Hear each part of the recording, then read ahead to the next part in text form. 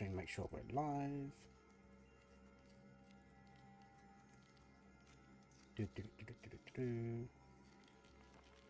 Yep, we're live on the stream. Good evening, everyone, and welcome to not your usual broadcasting. No, welcome back to another episode of Tales from the Altspheres, Altspheres. Send your answers on a postcard, whether which one you prefer. Tonight's episode, Chris, The Echoes of Blood. Chris confirmed it as the Altspheres. So. Tonight's episode, The Echoes of Blood and War. Our characters, our three characters here. Oh, introductions. I'm James Robertson. I'm your games master for the evening, and joining me are TR. Pointing in the completely wrong direction for me, but well, for me, what is the correct direction for me? So yeah, fair enough. Up in that corner, it's Ian. Hi, Ian. And right beside me here, it's Ben. And I'm below you on the screen. Oh, well, this is very awkward. Yes, tonight, the party. No, which you can just let's just jump right into it. Professionals. Mm-hmm. So, the three of you are scholars with a bit of an adventuring bent. You're investigators who live in the town of Aqaba. Some of you may be from there, some of you may not be. Some of you may be from Highgarden, which is where you have been asked to head to.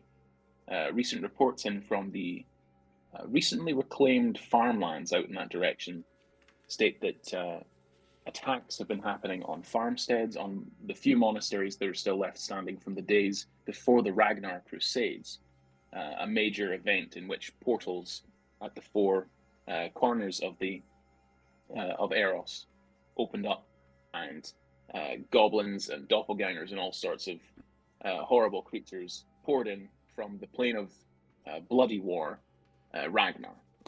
The plane of bloody war. Bloody war. Constant losing war. No, when you said that, I thought that was the name of it. Yeah, the plane of bloody war. The plane of Ragnar, the bloody war, rather than the victorious war that I forget where that takes place. The Valkyries are from there. Asgard, something like that. Yeah, I mean, in normal mythos, yes. Yeah, you three of you have been sent to investigate the farmlands, and you've been on the road now for a couple of days. It's been fairly untoward travel. You would have gotten to know each other at this point, known your quirks, and besides, you've studied together at the Arcane University in Aqaba. Maybe worked in the library together, maybe worked on experiments together. Whatever fields you have crossed into, I'm sure you probably would have at least met at society lunches and whatnot. Whatever your opinions are of the other two that are in your adventuring group, entirely up to you. But the farmlands between Highgarden and Aqaba consist of gently rolling hills of tall green grass, sheep grazing, and lots of potatoes. It's mild and breezy on this, the fifth day of your journey, but it's deceptively quiet for you adventurers. You smell smoky burning on the wind and hear low moans of pain coming from an easterly direction. The dirt road that you're on winds lazily down into a wide vale, at the bottom of which rests three modest buildings, homes by the look of them, and a large barn. Beyond the buildings, the vale widens into a vast plain full of gently swaying wheat. A thin tendril of smoke curls from the chimney of the largest of these three houses. And as you crest the hill and begin your descent into the vale, dark spots appear in the midst of the sea of amber grasses and begin to move towards you. What do you do? How far are they away? They are about 60 feet and closing fast. You reckon in about 6 seconds' time they'll be 35 feet from you. No, dashing. 10 feet from you. How tall is the width that we can see these things? Well, you can't. You're a gnome. You're a gnome. Yeah, I'd be Oh, actually, actually, before we start, as you sort of begin to head down the hill and into this vale, why don't you give a brief sort of introduction for the audience at home, what your characters would see as the camera pans to each of you. Okay. Start with Ben and then TR then. Okay, so camera tags pans over Tig. They are a spring Eladrin, at the moment, at least. They are about 5'9" ish, very skinny, as you would expect for a wizard. They don't have much muscle mass, but he is quite lithe. He springs around quite a lot. He's just got he's quite oddly for a wizard. He's got a short sword at his hip, as well as his staff.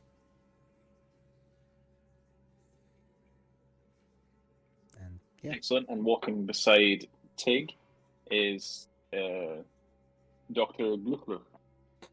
Looklish. Whatever. Looklish. Dr. Glucklish. It's canon now that no one in the Arcane University pronounces it correctly. I would go with that. So, as the camera pags goes from Tig to the Doctor, he is a dark blue Verdanken. He's also wearing like the classic wizard dark blue hat and dark blue robes, but inside the robes are a swirl of multicolored colors as well. So with lots of like clocks and hourglasses on the imprint on the inside. He's about 6'2", very thin, but got very deep circles under his eyes. I But see. he's a tired boy. Long time in the library, huh? Long time at the bar. So as the camera pans past the two of you at around 6 foot height, it pans across again and looks around slightly and like confusedly, and then points down as we see Lilliput Ferndangle, forest gnome. About 3.5 foot tall, rough blonde hair pulled back into a single ponytail. Looks much more like a farmer than a wizard, wearing rough looking leather, working hands, quite stocky with his book that all wizards have, just on a leather strap kind of at his hip. It's about half the size of him. Yeah, looks more like a farmer than a wizard. Wonderful. So you're Probably right at smoking. home on this farm. As the camera pans round to see the four black spots moving quickly through the 3 foot tall wheat towards you. Everybody see that? We're gonna get attacked again. You hear the sound of chuckling at this. I produce some acid at my fingertips and throw them at some of the things. Roll an attack roll for me, please. Did that work? Is that working? I'm not seeing anything. No, not oh, that's because he's you need to make a deck save. Wheat can't make a deck save, so it automatically failed. Okay, then it's 1d6 worth of damage, and yeah, it's not connecting to the system yet. That's all right. You burn away a massive sort of acid dripping hole. Is it blue acid to match your aesthetic, or is it the classic black acid? It's green. I like the green and blues. Green, perfect.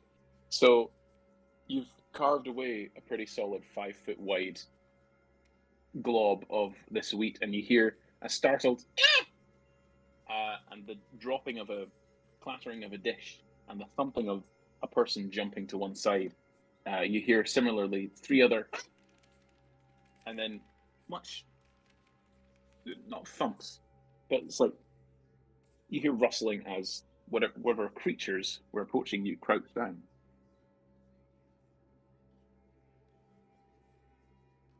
Come out.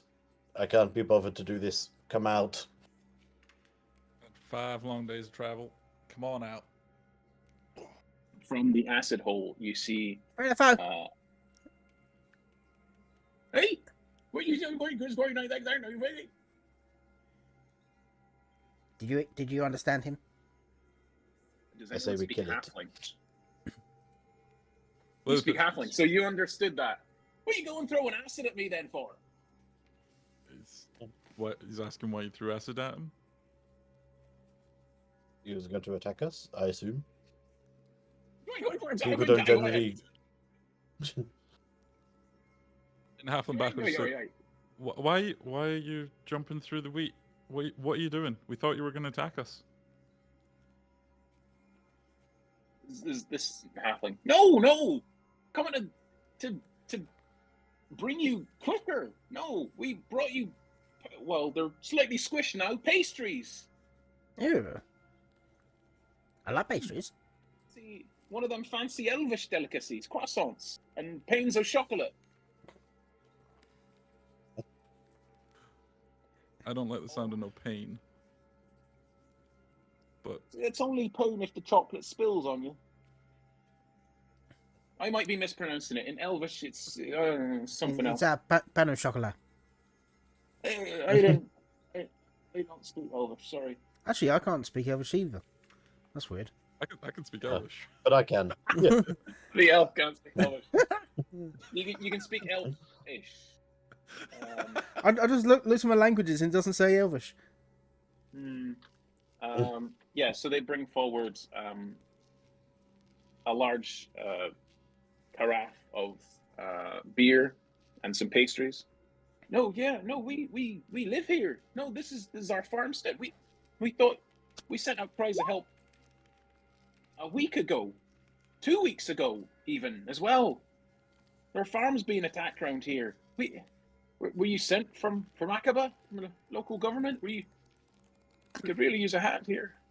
I mean, Our yeah, dad's we injured. come from Aqaba. Were we asked for these? Did these guys ask for us? I can't remember. I wasn't really paying attention. Must have been I these was guys. hungover, so I assume so. Yeah, we're here to help. Yeah, that's us.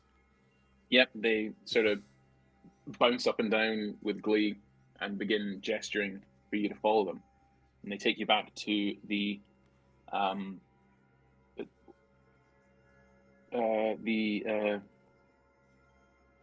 Armstead? farmstead. Sorry, yeah, the main house.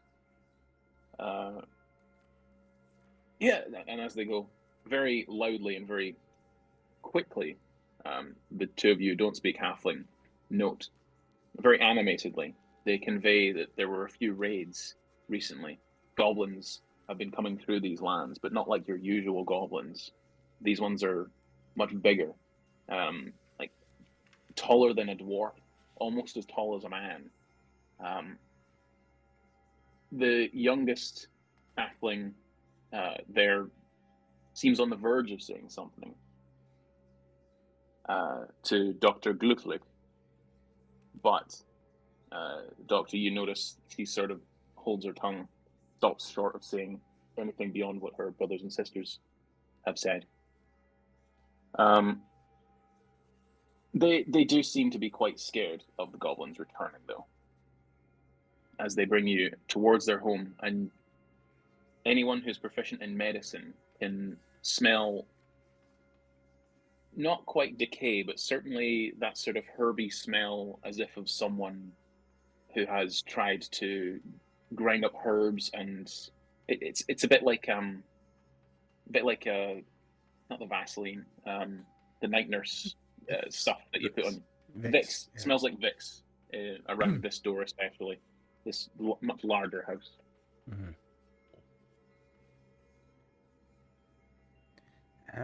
And then of course in the goblins, you know, they yeah, Big goblins? Injured- That's injured. weird. yeah, they injured Da, and they got old I- Blackie over there. Yeah, Our guard. Tig doesn't know what they're saying. He's just like going by what Lilliput was saying. Just being like, Mhm. big goblins. Ogres, trolls. Like, hobgoblins? Nah, Are they hobgoblins bigger really goblins? Big. They're really big goblins. Yeah, they're about 6 foot tall generally. Could be hobgoblins. Yeah, these ones are around 4 foot tall, and Small hobgoblins. Yeah, or tall goblins. It's one of the two. Tall goblins are small hobgoblins. Okay. Wait, how? No. Yes. Halfling, you translate. We thought it could have been 2 goblins in a trench coat at first, but How long have these attacks been happening?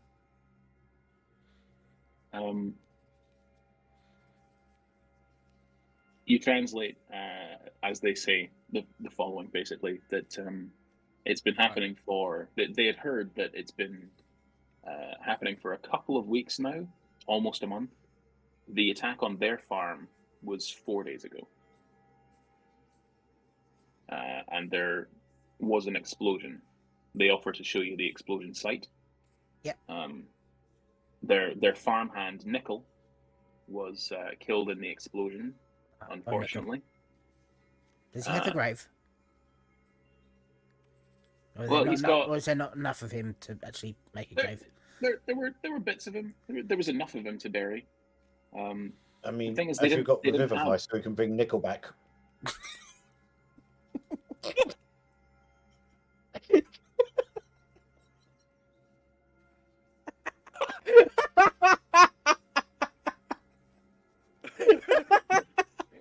Yeah. No, absolutely not. Oh, that's perfect. I mean, he was a bard. He managed to get one in a headlock and snap it like you do with the chickens and that. But then the goblin exploded, and Da was injured in the explosion. So was Borrow. Bobby Borrow. He was there. They were both quite badly injured in the exploding with the exploding goblin. We don't know how goblins don't just explode when you break their necks. I mean, I've Do known they? some. I've known some things to explode when you crack them. Probably shouldn't do it, but Probably not goblins. Not goblins usually. I mean, I've had little like animals that I've been doing things with, and then they went. But it probably wasn't the same but that's thing. why you got kicked out of the dorms. Yeah. They didn't like it when I blew it up the 6th time. Or the 1st. Our guard dog managed to grab one by the arm and rip its arm off and throw it into the bush. Oh. I think that one. Yeah. Good old Blackie. She's the best. Wait, did the arm explode? No, the goblin ran off. It regrew the arm. It had 4 of them to begin with. I saw it. It was terrifying. It was. Looked like a giant man spider. Wait. The goblin had 4 arms. Yes. 1, 2, 3, 4. He ripped off one of them, and then the goblin ran off, growing a new arm as it went. I swear it. Something's weird around here. Have you ever seen a goblin? Because if it's bigger than what you think a goblin is, and it's got 2 extra arms, have you ever seen a goblin? Because you're now talking about some kind of spider demon creature. It could have been a spider goblin. Goblin spiders. Okay, I'm out. No. You never know what's been left over from, the Ragnar War that happened. I mean, we thought it was one of them. If Fantasia magic is coming over here, it could mutate things. Fantasia's weird. I'd be able to get some specimens to take back with us. As you say this, they offer up just such a thing. The youngest, the female female halfling. Oh, I've given away the twist. Oh, they're all goblins all along. Halflings are actually all goblins. The youngest halfling sort of pulls on your she's the same height as you. Pulls on your hand and gestures towards the barn. There's a big bar, a big beam across the front of it, and as the oldest brother catches you looking, he sort of looks quite grave about it, but then decides that you are here to help, and he takes you into the barn's root cellar, where there is, in fact, one of these creatures lying underneath a large tarpaulin. He pulls it back, the tarpaulin, and shows you this creature. It's readily apparent to those examining it, this is no ordinary goblin. It's nearly 4 foot tall. Its disfigured features are green and grotesque, like extra growths. It's got an abnormally large forehead, ears that are almost elvish, you notice. Its arms are about twice the length of its body, longer even than bugbear arms.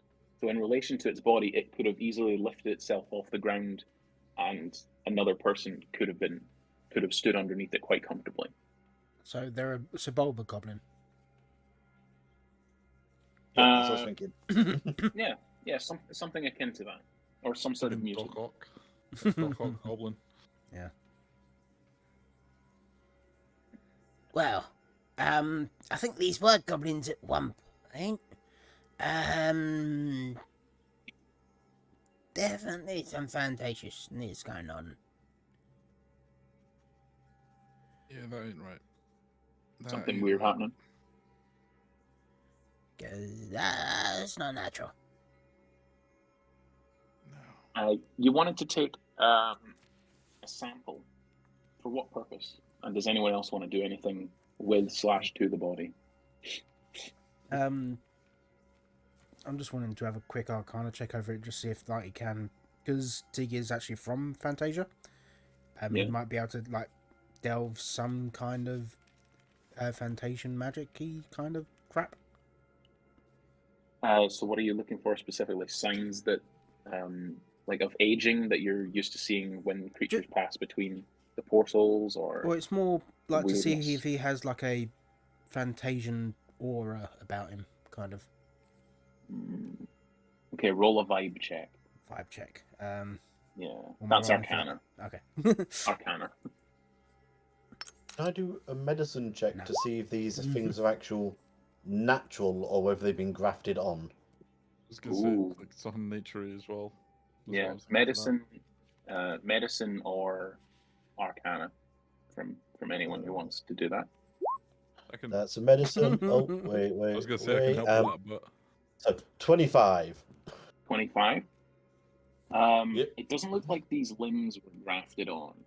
Doesn't look like that. But with Tig's sort of help, you realize that they're looking in the wrong place. So you start at other ends, basically, and it bears signs Tig's just of. looking at its arse. So you start at the top of it and work your way down.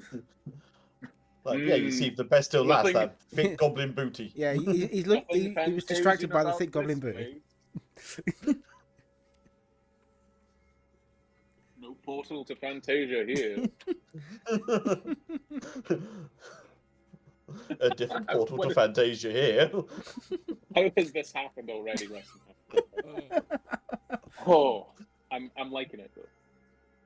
Yeah, so you check out, where its limbs are, these weird growths as well, and it bears signs of exposure to alchemical agents.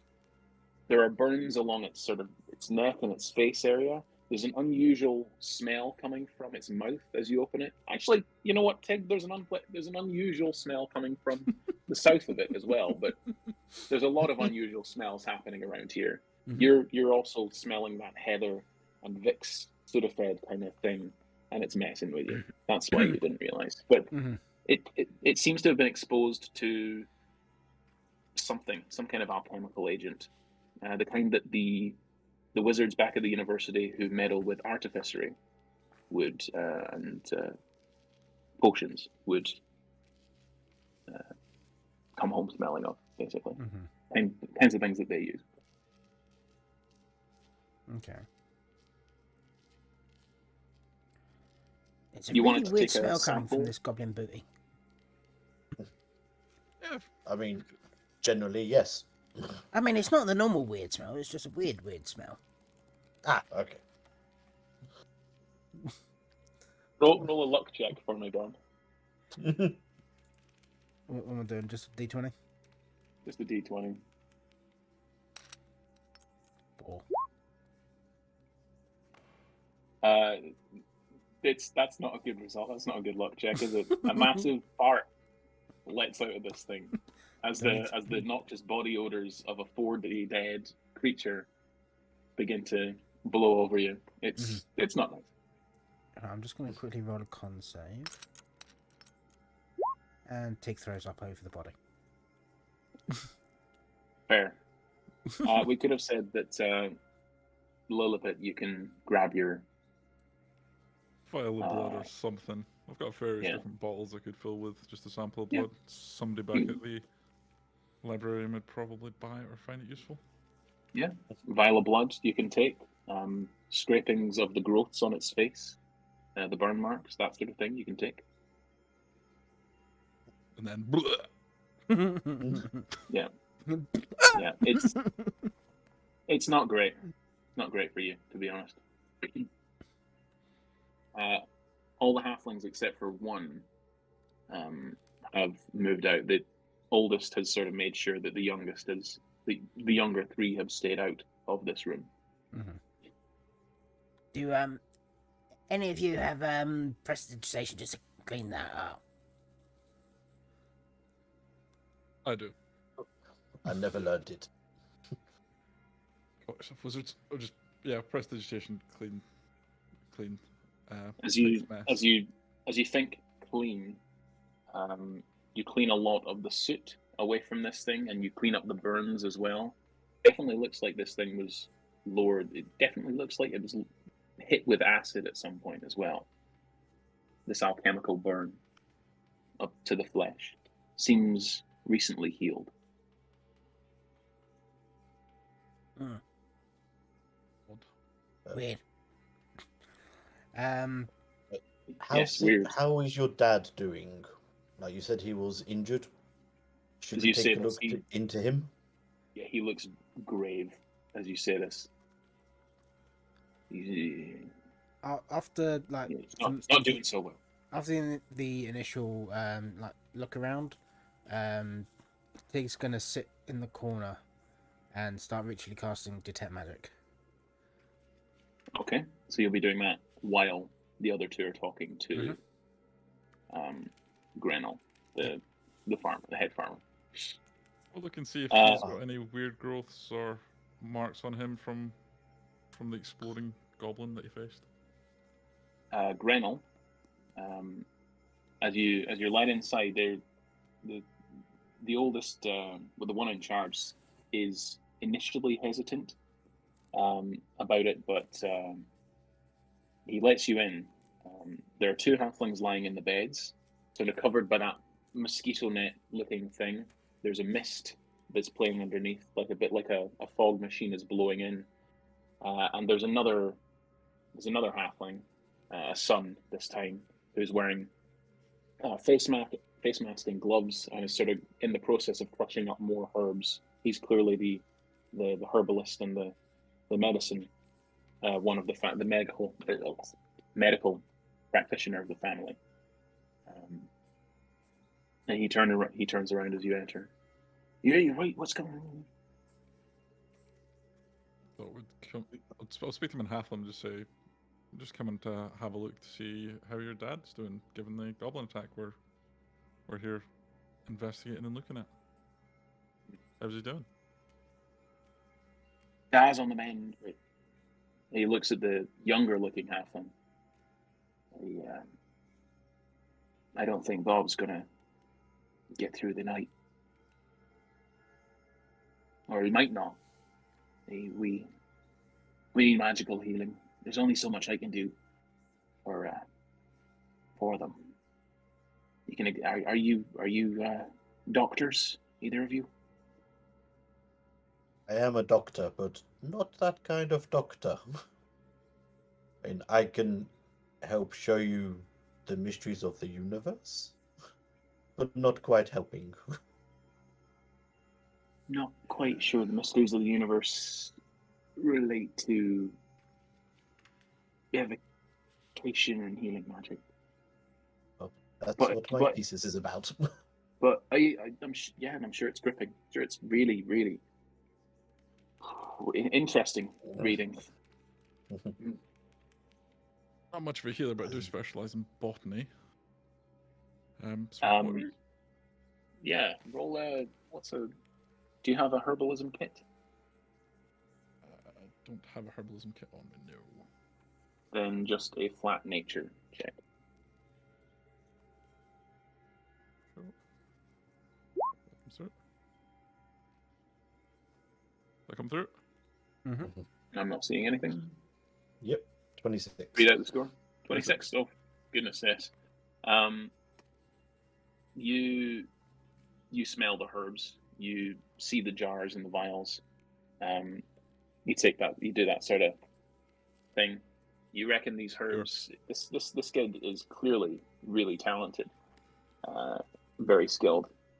There's a tea that's being sort of passed around and being sort of the gas that's being infused into the air, particularly around the beds, is very, very heavy sedative. As you examine the bodies, it's not helping them in a way that like a healing potion or a cleric certainly would be able to. Is this palliative care? Sort of thing. Is this like palliative care? Like making them comfortable? Yeah, sort of it's thing? making them comfortable and seeing them through essentially a fever that. Yeah, they were caught in an explosion. They had third-degree burns and a concussion. This is their bodies are trying to fight off now the sort of fever that has come with it. The child is losing that. Clearly, the older halfling, the dad, is a bit stronger. He seems to definitely be taking to healing. All the years working the farm have made him a bit stronger. But as you get close to him, his head lolls in your direction.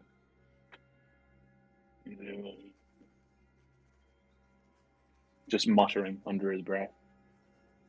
I lean in to listen to what he's muttering. Nothing really. It's just babble All right. of an unconscious, sedated man. Fair. I mean, he just got blown up, didn't he? So can we see what kind of damage it caused? Is it something we'd expect from a conventional explosion? It's more like the explosion.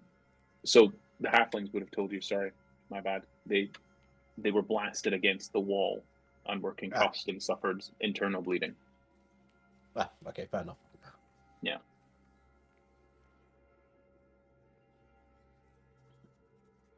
Okay, so if you're done, Lilliput, can you As show far us as- where this arm was?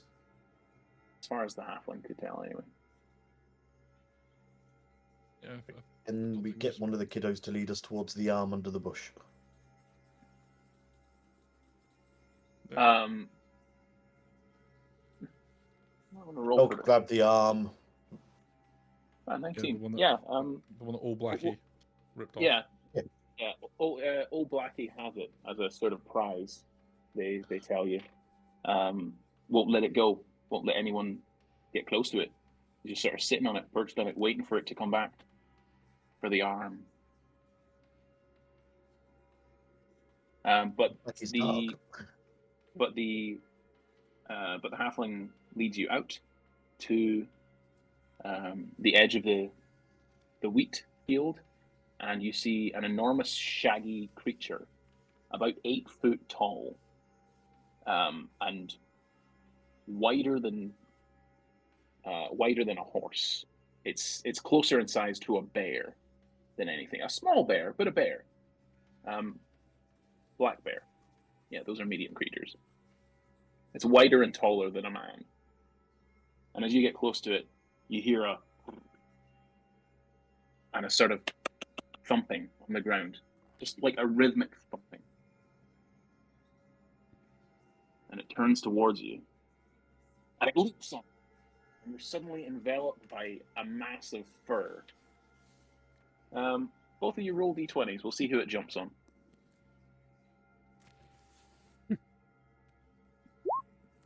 Oh, 15.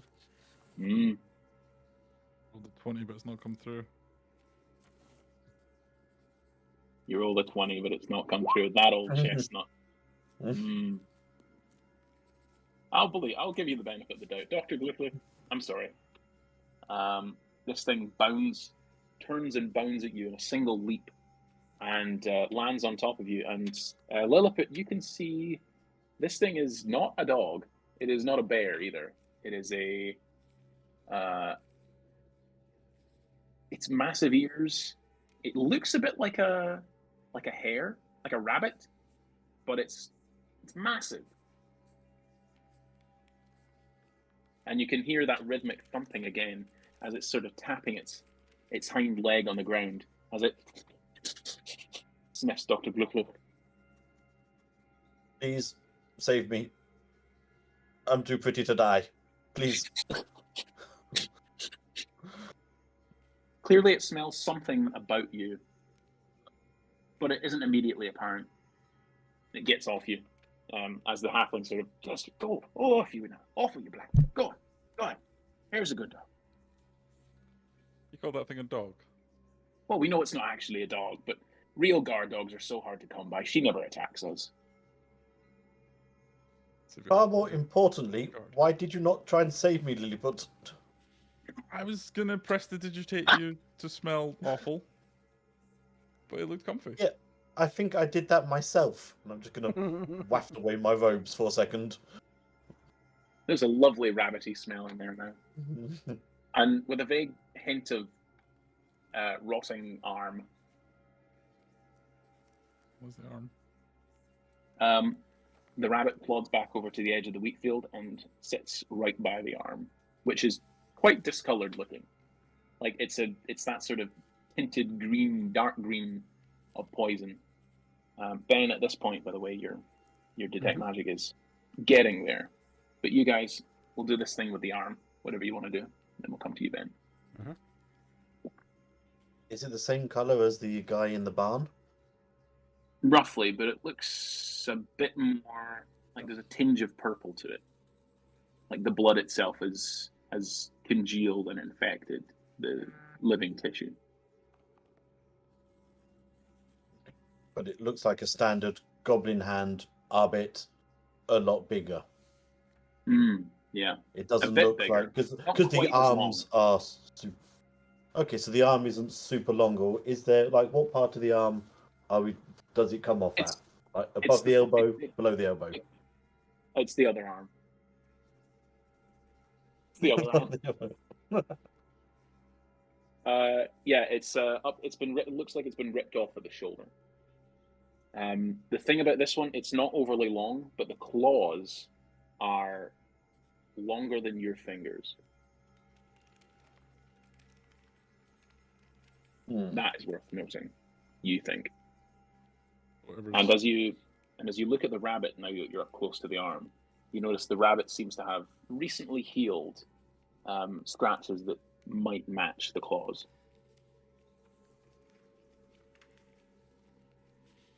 So it's not just one type of quote-unquote goblin. No, whatever's affecting these goblins, if they are goblins, seems to be affecting them in different ways. Fascinating. Well, I think we've heard enough. Let's go back to the university. Lilliput. Oh, not Lilliput. Tig. We're back to you. What would you like to magic? So he was casting detect magic. So he's once that's completed, he would have a look around just to see if anything is giving off any kind of aura. Nothing on the goblin is Nothing giving on the off goblin. any sort of lingering magical aura. Detect magic confirms it. There is a magical sigil. As you head outside and meet with these other guys, there's a magical sigil carved into the barn as it's a glyph of protection. Okay. Clearly sound like a druidic sort of look to it. Marks the place is protected. Okay. Is that giving off any like energy or any like magical aura, or is it just? Yes. Yeah. It's giving off like a whatever the defensive one is. Abjuration. Okay. Yeah. Yeah, and then he's just gonna have a wander around the farm, see if he can see anything else that's magic-y. Nothing else, I'm afraid. Nothing else. That's Oh, fine. actually, oh yes. As you meet your friends around the side of the wheat field that leads towards the forest, you see this giant bear-sized rabbit that is giving off an aura of magical energy. Okay. Mm-hmm. So, yep, he sees that and goes, What the hell is that? Transmutation magic. Transmutation magic. Transmutation. This is Blackie, the guard dog. That's Yeah. not a dog. Cold That's a dog.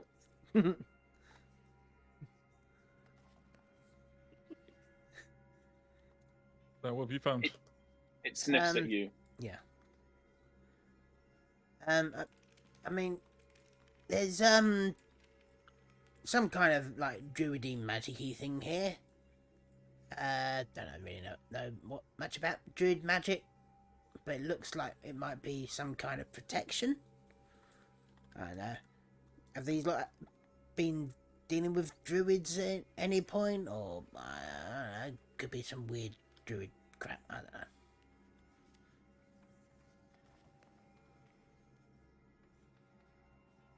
I haven't mentioned any druid stuff, but how come Blackie didn't jump at you? I mean, I understand why not the forest folk over here, but why not you as well? Why only me? It must like you. Animals love a ladder. Yeah, you know what? I like that. I like that Canon. explanation. It must just like you. That's canon.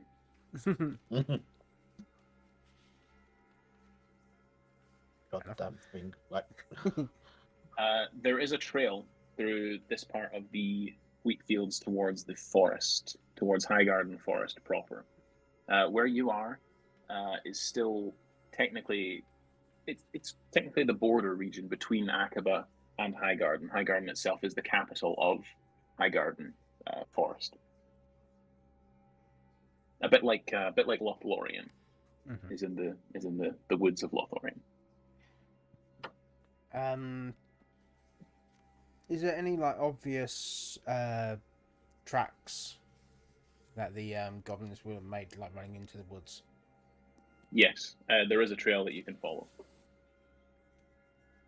Confirm with the halflings that the goblins ran that way when they ran away as well. Yeah. Weird, but it was really, you know, unusual. Translated that was it was weird. There were only two of them. Usually, goblins attack in a larger force. We're dealing with some weird 4 foot tall, 4-armed, small pack of goblins then. That's our brand. Yeah. That's a callback. A weird pack of 4 foot tall goblins. Right. But before Moving we go, on. let's just leave a little note of what we found so far with the family in case we don't come back, so the next lot don't have to go through this again. Like, this is how you get peer reviewed. You always make sure you have the evidence sources. We'll sign it as well. You want to be, at the very least, a footnote in someone's essay writing this up on the university. Absolutely. Yeah. Especially if That's what whatever's he's here here turns for. out to be If it turns out to be something Yeah. big and magical, then yeah, we want to have our names attributed. Yeah, Like sure. discoverers, surely. Yeah, And if we die by its hands, we should also have our names there. Yeah. Then it should be named after us if it kills us. Yes, the Gluckliks. The Glucklik goblins. Glucklick's goblins. It has a ring. It does. So you easily find the trail left by the goblins. It is easy to follow deeper into the forest. While while the ground is largely level, there are occasional gullies and hollows that can make traversing dangerous. Tig and Lilliput especially, you're able to point these out to Dr. Glucklick, who I imagine, I can just picture him moving quite gingerly through the trees with his robes up over his ankles, trying not to step in any puddles. Is that right? Entirely a city boy. Yeah. It's not like the fact there's no cobbles. Yeah, there are thickets of... Why haven't they paved this wood yet? There's dense undergrowth as well that occasionally does, I'm afraid, snag your rather luxuriant robe. You're going to need someone to cast mending on it at some point. I assume it's like ground... velvet or velour. Oh, yeah, it would be velvet, wouldn't it? That's a shame. That's not cute to replace. Especially in midnight blue colours. Oh. Yeah. Whereas Tig is just like in his sort of trousers. Short shorts? No, he's not short shorts. He's not. Later he's not. Yeah, he's not like a typical wizard. He doesn't wear like robes or anything. He just wears like jeans and a t-shirt, basically. I was picturing Hansel from Hansel and Gretel, basically wearing lederhosen and a shirt with a sword at your side. Honestly, also, yes. He does also have like a cloak as well. He's got a cloak of protection. So, but it's not like floor length. It's a real short Lando Calrissian one. Shoulder cape. Shoulder cape. Not a Lando cape, but probably comes. The ground is damp. Yeah. The air humid. The canopy is blocking wind. It is eerily silent as you move through the trees. You do occasionally pick up on like a single insect, but it's quickly snuffed out by, you imagine, a frog or a bird of some kind. There's the occasional fluttering of wings, but aside from that, the place is still. Patches of dense fog are quite common here. The sweat seems to cling to you as you move through the quite tense atmosphere. And it's quite dimly lit. Whatever sun was shining on the fields out there is not making it through the dense foliage or foliage, depending on who you ask, of the high garden trees above you. At least it's damp. Oh, so lovely. So moist. Luckily, your passive wisdom is enough to not get you lost.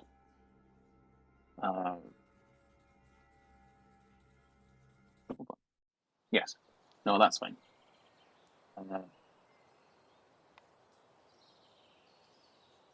What sort of direction do you wish to go as the trail sort of runs not quite cold, but it leads into the more compressed, more flat, bare of the forest. There's fewer sort of pine needles. There's fewer things that a footprint could leave an impact in its hard, compacted earth. You reckon you're fairly deep into the forest now. You're not near Highgarden City itself. You're further to the south.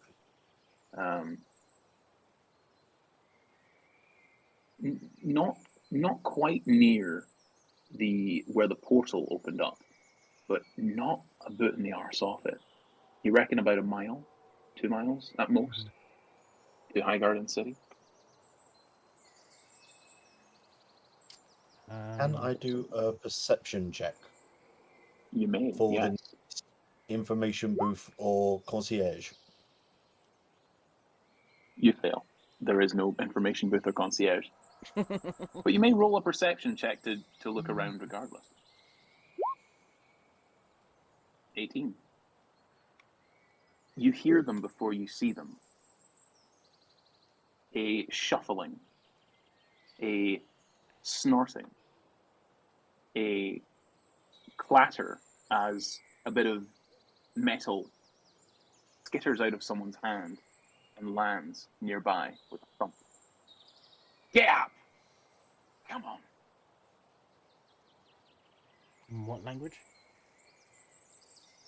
Does anyone speak it? Yes. You instantly recognize it then, it's Goblin. Some goblins around here. I speak You would also Goblin hear as well. Oh, well then you understand. It is quite near at hand, about 30 or 40 feet away. These goblins do not seem to have noticed you, but as you hear them, you sort of duck behind trees, and then you glance around and you see them passing in front of you along a path. These things are not your run-of-the-mill goblins. They're not exactly the same as the one you found dead back at the farmstead. Mm-hmm. There's one that is really thin and tall and gangling, over 4 foot tall, and is closer in stature to a bugbear, but is slightly compressed. It has long limbs, and is this vile-looking yellow. It has pustules all over its neck and upper back and shoulders. And the other one is a bit shorter, but seems to have weirdly spidery legs. And then you realize, oh shit, yes, he does have fucking 8 legs. That's weird. Similarly, with your perception, we'll keep the same perception. You glance around, hold out a dagger, sort of zoom in using your magnifying glass, and you see yet more of the sort of similar burnt areas, alchemical sort of grafting things on these goblins as well. Hurry up, or Gorog will have our neck. Our necks. Who did he say? Goring? Goring? Gorig. Correct. Goebbels?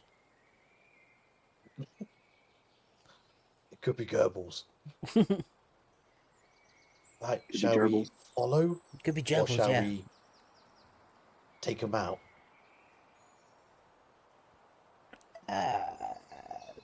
Don't always follow. Follow them, see where they're going. See who this Goebbels guy is. Yeah.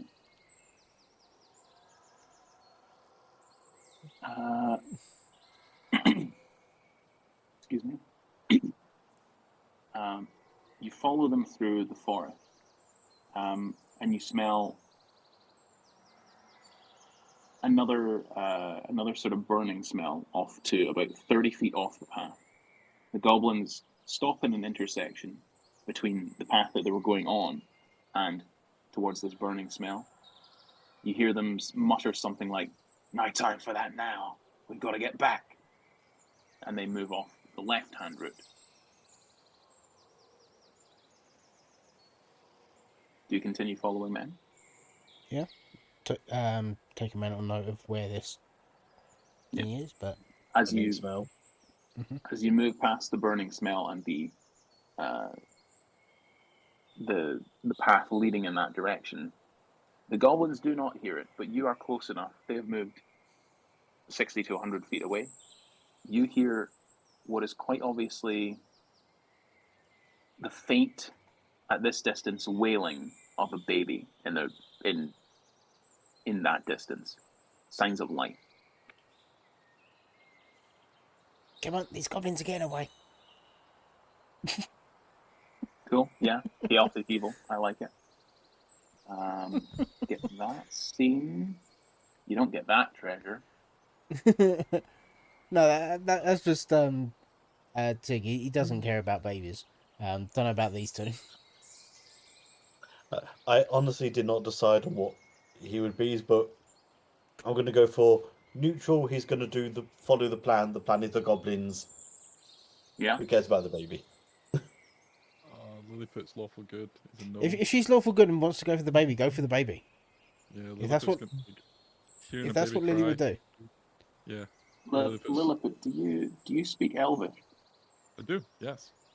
Then you hear a mama come through the woods in Elvish. Oh god damn it! I speak Mama! Elvish as well. And the elf Yeah, doesn't. Despite being the I only make- elf. Got uncomfortable eye contact with Lilliput, and then shrug and go, "Fine, baby first." Yeah, we know where the Wonderful. goblins are easy to find. We don't know Goblins what's are happening easy to there. find. So you say, but why's a baby in the woods? I'm going to be That's what we're muttering gonna go all the way find out. towards the baby. Exactly. Why is there If a this baby is in the a- woods? This is going to be a trap baby. Oh, There's come on. always a yeah, trap baby. Of course it's going to be a trap baby. Why else would there be in the woods? I'm just saying, you're going to be the one that's going to pick up the baby first. I hope you know this. I will be 60 foot away from that baby. At all times, if I can be. Are you close enough to like, get eyes on the rough area where this baby is? Like, is it in a Yeah. camp? Is it with So other you- elves? Or... Yeah, you round the path, you enter a large clearing with the charred remains of what looks like a half dozen tree houses, all of them burnt completely to the ground. The buildings don't seem to be the only victims, I'm afraid. Tig, you see nearly a dozen dead elves lie scattered around the area. Most bear the wounds synonymous of weapons, but others look like they've been simply ripped apart. It looks to be by wolves. Some of them, as you get a little closer, you notice seem to have been splashed with some sort of chemical. Some of them are partially dissolved. You hear the wailing of the baby in the wreckage of a large home. Can we tell what kind of elves they were? From this distance, you just know elves. Mm-hmm. Probably another Okay, attack by before these we- things. Well, before we go in, shall we make a bet of what kind of gross thing this baby's going to be? I'm going to Aw, say that's no it's fun. a baby mixed with a goblin and a spider. I mean, No, this is canon. This is inside the group. I mean, call it Mordred have you? then. Yeah, have you read any of the books about like underwater creatures? There's this thing called an anglerfish. Has like a thing that sticks out its head and lures people's in. There might be something like that. It could be like a little baby on the end of a like fishing rod, essentially. Okay, so if it's a glowing baby, you get some money. If it's a spider baby, I get some money. Lilliput, I'm taking the over then. I'm taking the not a trap. you're taking actual baby. Okay, then go rescue that baby. Yeah, probably get closer. Tiggs You pulled move out closer. his sword, just like wandering up with you, just getting ready to stab the baby. I'm gonna be 30 foot behind them, but have a cantrip ready to go. All right, so you hold your action. As you move in, you get to within 30 feet of the crying, you reckon. Roll me an insight check.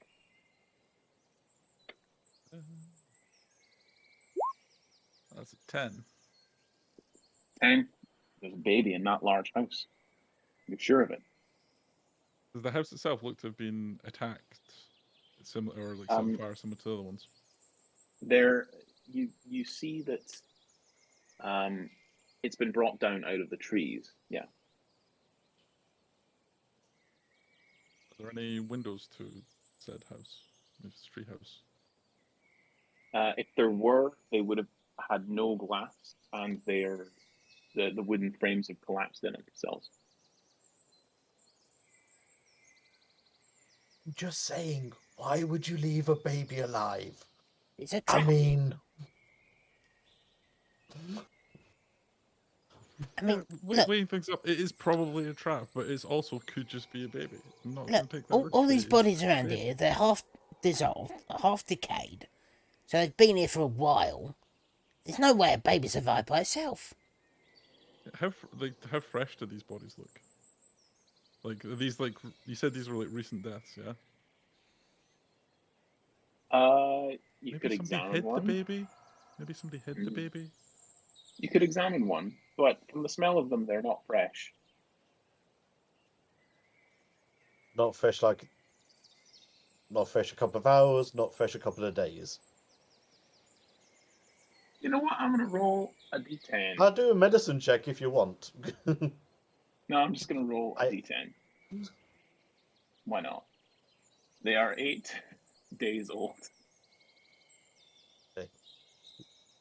So, just to clarify, 8 days ago, these people died, and yet somehow, Super Baby in the house we can't see in is still alive. I'm going to let you answer, but first, I'm just going to climb the nearest tree next to me. Okay, like Just so I can have some height. okay. One of Lilliput's ideals is logic. Emotions must not cloud our logical thinking. That's a good reason that it is probably a trap. Yeah, you're right. 8 days. As you back Baby away wouldn't from the have survived situation, you hear yet another "Wah, wah, mama!" in Elvish. You there, gnome? Help me, please! I am just a baby.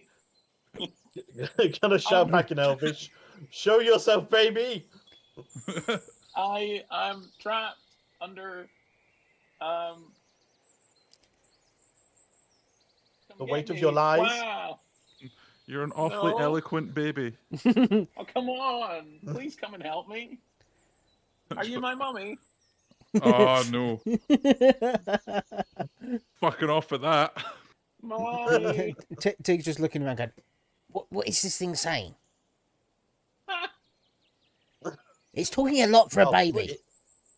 It switches to Sylvan. Ah, yes, you. Help. I- I- I s- Gnolls. what the hell is this thing talking about? I have no idea what it's talking about. Fireball. Either. God damn. he doesn't speak any elven languages. His languages are elf. common, draconic, and goblin. Okay. I don't know why. Translate what the baby's saying. Why do Latins not speak Elvish? Because they've spent too long in the I'm surprised that you don't speak. Fuck it, it jumps out of the bushes and attacks. Come with it. It is a massive creature. I don't have a picture of it, but I'll send you one after. It looks like a cross between a bull and a hyena. So, Does it have a baby on a How fishing many rod? legs does it have? How many legs does it have? How many 4. legs? And does it have a glowing baby? A what? Does it have a glowing Does it baby? have a glowing baby? No, it just looks like a giant hyena cow monster. Fine. Yeah, I use my free help. action to flicker No. gold towards Lilliput. Lilliput, you catch it just as you get poofed in the face by this creature. And from Yeah. the tree, ha! Where the One Still attack right. with its bite and one with its hooves. Okay, plus a d6 to hit. I mean, I said I was getting my short sword ready to stab a baby. A Oh, ball with wouldn't trigger it. advantage. A 19. You can chuck your sword or attack. Oh, I'll Can do you a quick attack on it. Yeah, it's not sticking round. For Oh, 19. darn. 19 does hit it. And 6 piercing on. Oh, Can you wait, do that. I rolled a that as a dex dagger. check? No, that was a So short sword. you take 12 piercing damage from its bite as it leaps at you and rips into your hand. It takes. Almost dead. It takes 6 piercing damage as it goes past. It takes 6 piercing. It's not quite done yet. It rolls Can you make a another. dex check? Sure. It'll get its other attack. It will make a dex check here. 14. Going really well. 14 beats it. plus 2. Beats it. So, yeah. So the hoofs. Woohoo. Keep on switching tabs here. So it was a 16 plus 6 for 22 to hit. And then another 2d6 damage. Who's it attacking now? It would attack. This would all be on Lilliput. I think Lily's down. So Yeah. 12 points. 12 points and then 15 points. Yeah, definitely down. So 27. So it rips at you, twists your arm, and then while the arm's in the jaw, it hoofs you in the chest and rips your hands off. Or one hand off. It's now got the hand in its mouth. Having been attacked by sword and by, I'm assuming, an acid splash. Yep. Wait, even if that misses, doesn't it still splash in a 5-foot area? No, that's No. nice. Because that No. would have been if I can choose if it hits 2 creatures, but funny, but no. yeah. So it bites your hand off and then says, "Fuck you!" in a big elf's voice, and rushes into the woods with the hand in its mouth. Just, shit. That goblin owes me 5 gold.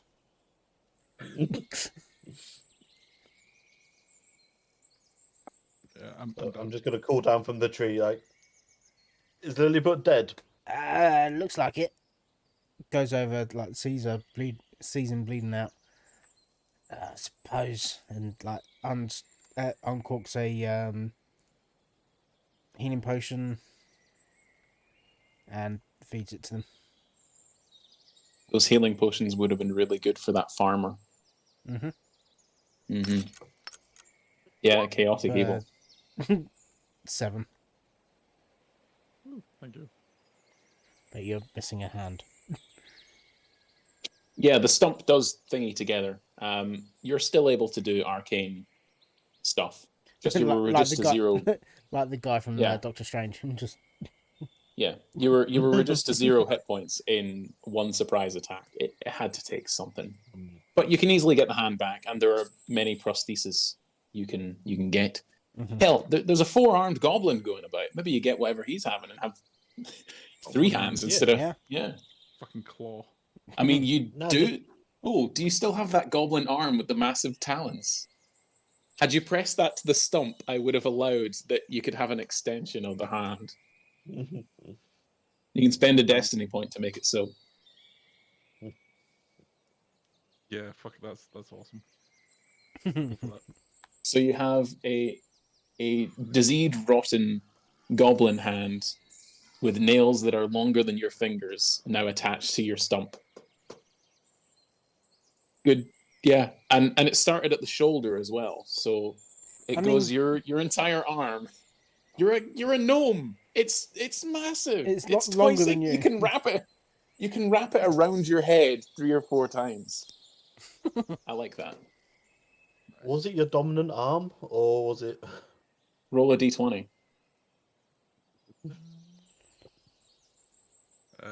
That's my answer to that. 10 and below, left. 11 and above. Yeah, so it was your left arm. Oh, that's fine. Right dominant. Perfect. Well, you've chased off this thing, whatever it was. You've never seen anything like that before. It looked a bit like a gnoll, a bit like a goblin, a bit like a horse, a bit like a cow. Who knows what the fuck it was? Anybody get the number of that, whatever that hit me?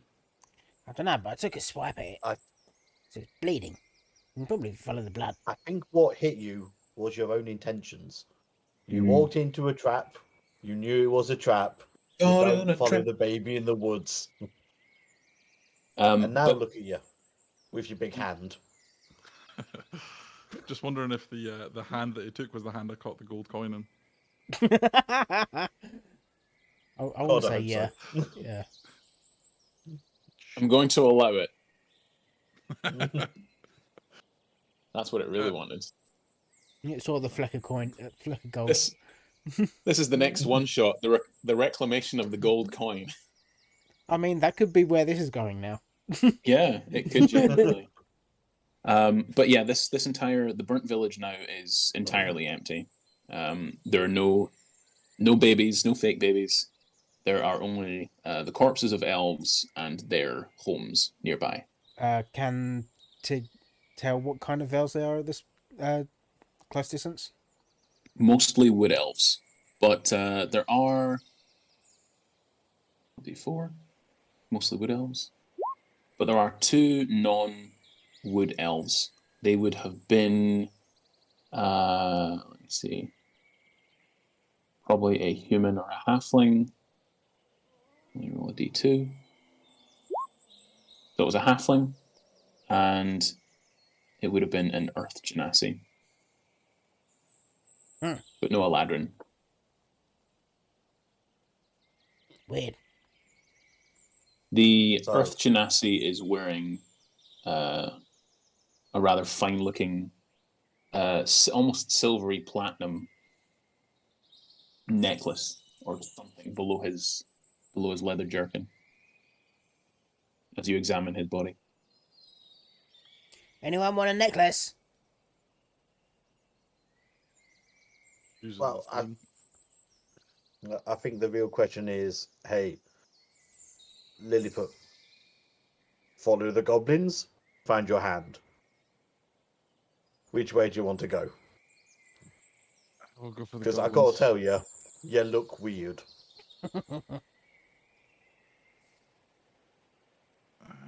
I was never attached to that hand. I mean, it was attached to you, but Yeah, not Oh, anymore. should we get you another arm so we can at least make you even? I mean, if you meet that guy, you can. I know some artificers that can make me something good when we get back. Yeah. This will do for now. Let's go for the goblins. Ben, as you unearth the necklace, by the way, you see it continues down the body, and as you pull the sort of open the shirt, it is a very shiny, almost platinum silvery material that's quite light, but it feels quite defensive. You recognize it as a Ladrin chain.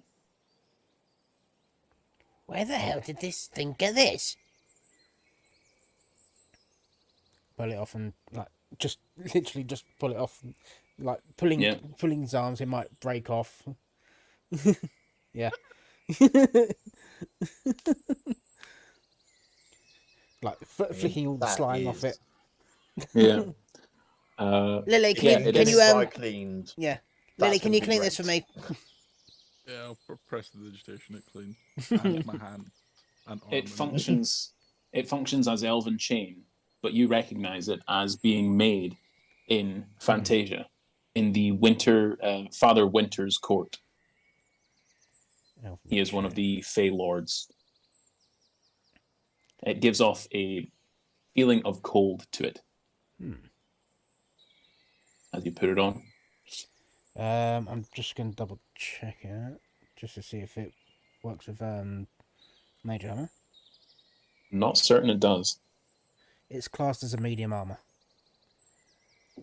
but you don't need to be proficient with armor to wear No. elven chain. But mage armor, you can't use it if you're wearing any kind of armor. But it increases your AC, doesn't it? Yes, but you can't wear. But you can't use mage armor if you're wearing any kind of armor. So that's what I'm asking you. Would you rather have the elven chain or the mage armor? Mage armor because it gives me more. Oh, okay, cool. Well, Dr. Glucklick Well- can wear it, I'm sure. Like, I If you let can, him. But like Lilliput, let me ask you this: would you like this armor to hide your hideous arm? That's very gracious of you. Click. Yeah. Or, more importantly, do you think I should have it because it would make me sparkle and look great? You already look great, Click. Oh, You don't need actually, anything It's extra. absolutely true. mage armor 14 plus. don't think. Oh, actually, it does affect my armor. I can wear it, but I wouldn't get the mage armor, and it would just give me a +1. No, it's fine. I won't wear it. I won't take it. So one of you guys can have it. I'm going to pass it to Lilliput and say, I promise you, I will take it off your corpse. Yep. You pop it on. It functions as elven chain, but it has a feeling of intense cold to it. Not unbearably cold, but you feel nice and breezy in your nether parts as you slip it on. Especially considering it was sized for a humanoid and you are a gnome. It's more like a skirt. Like a poncho. Oh shit! It's a fucking poncho. It's magical. It I'm seeing it more. reshapes. No, it's I like funny it, if it's just down to his ankles. It's funnier if it stays like this. Like it's an Ebenezer Scrooge like night dress. That's exactly what I was picturing. Goes down to your ankles. You continue on one your long way. sleeve, one short sleeve. I'm fine with that. My AC's 16 now. Yeah. You continue on your way. There is, as you approach, there's more and more masonry, more and more stonework as you venture this deep into the woods. You pass through what is clearly the ruins of a round tower. It must have once been a graceful round tower, exquisitely cut stone, definitely elven craftsmanship, but like all things, the ravages of time and the forces of nature.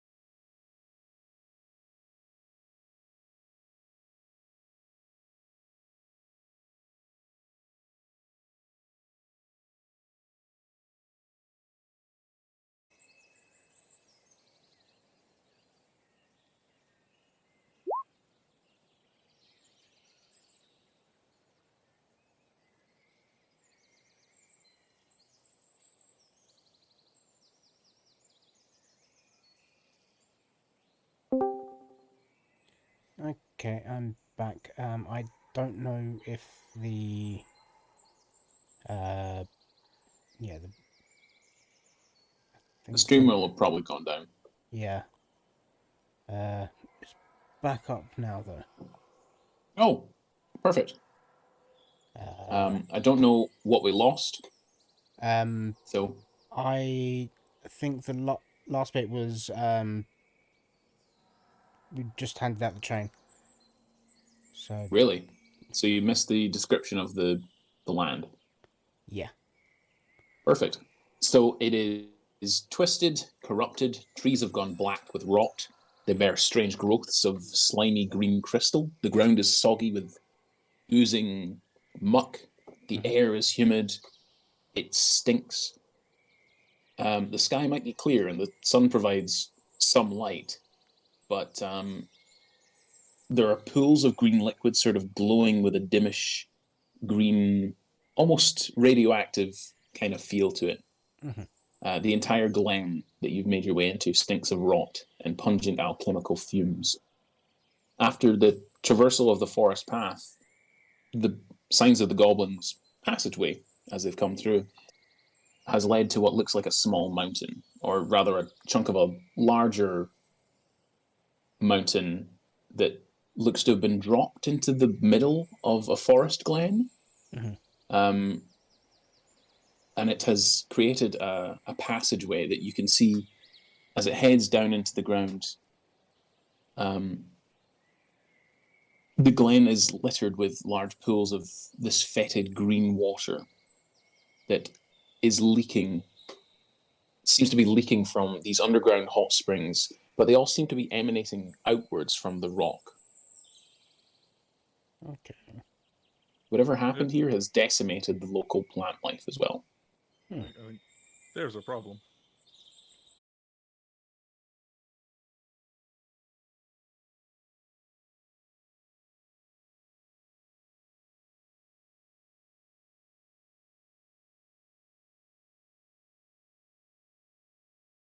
Alchemist supplies. So can we just take a look at, the local fauna, and these gooey puddles to see if there's anything that we would recognize as being like Ooh. agents or anything like that?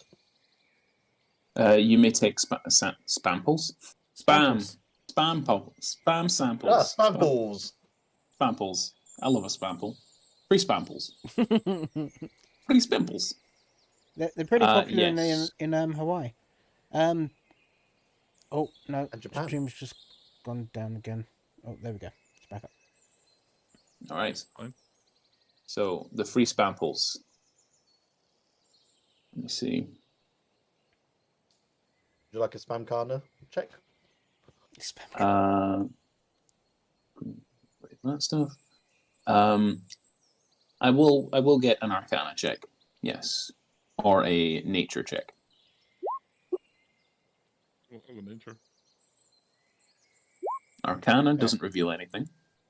13. Oh, Still 13. not bad, but not, yeah.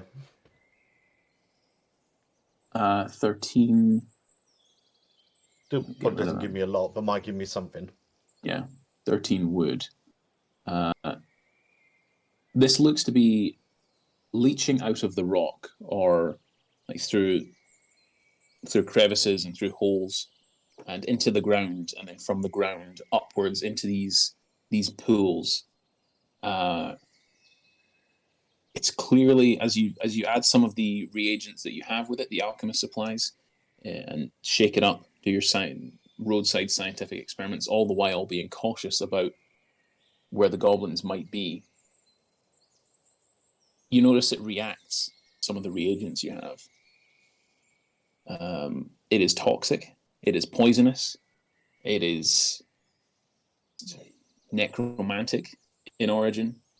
It looks like a life-draining thing, but also that it gives some element of life as well.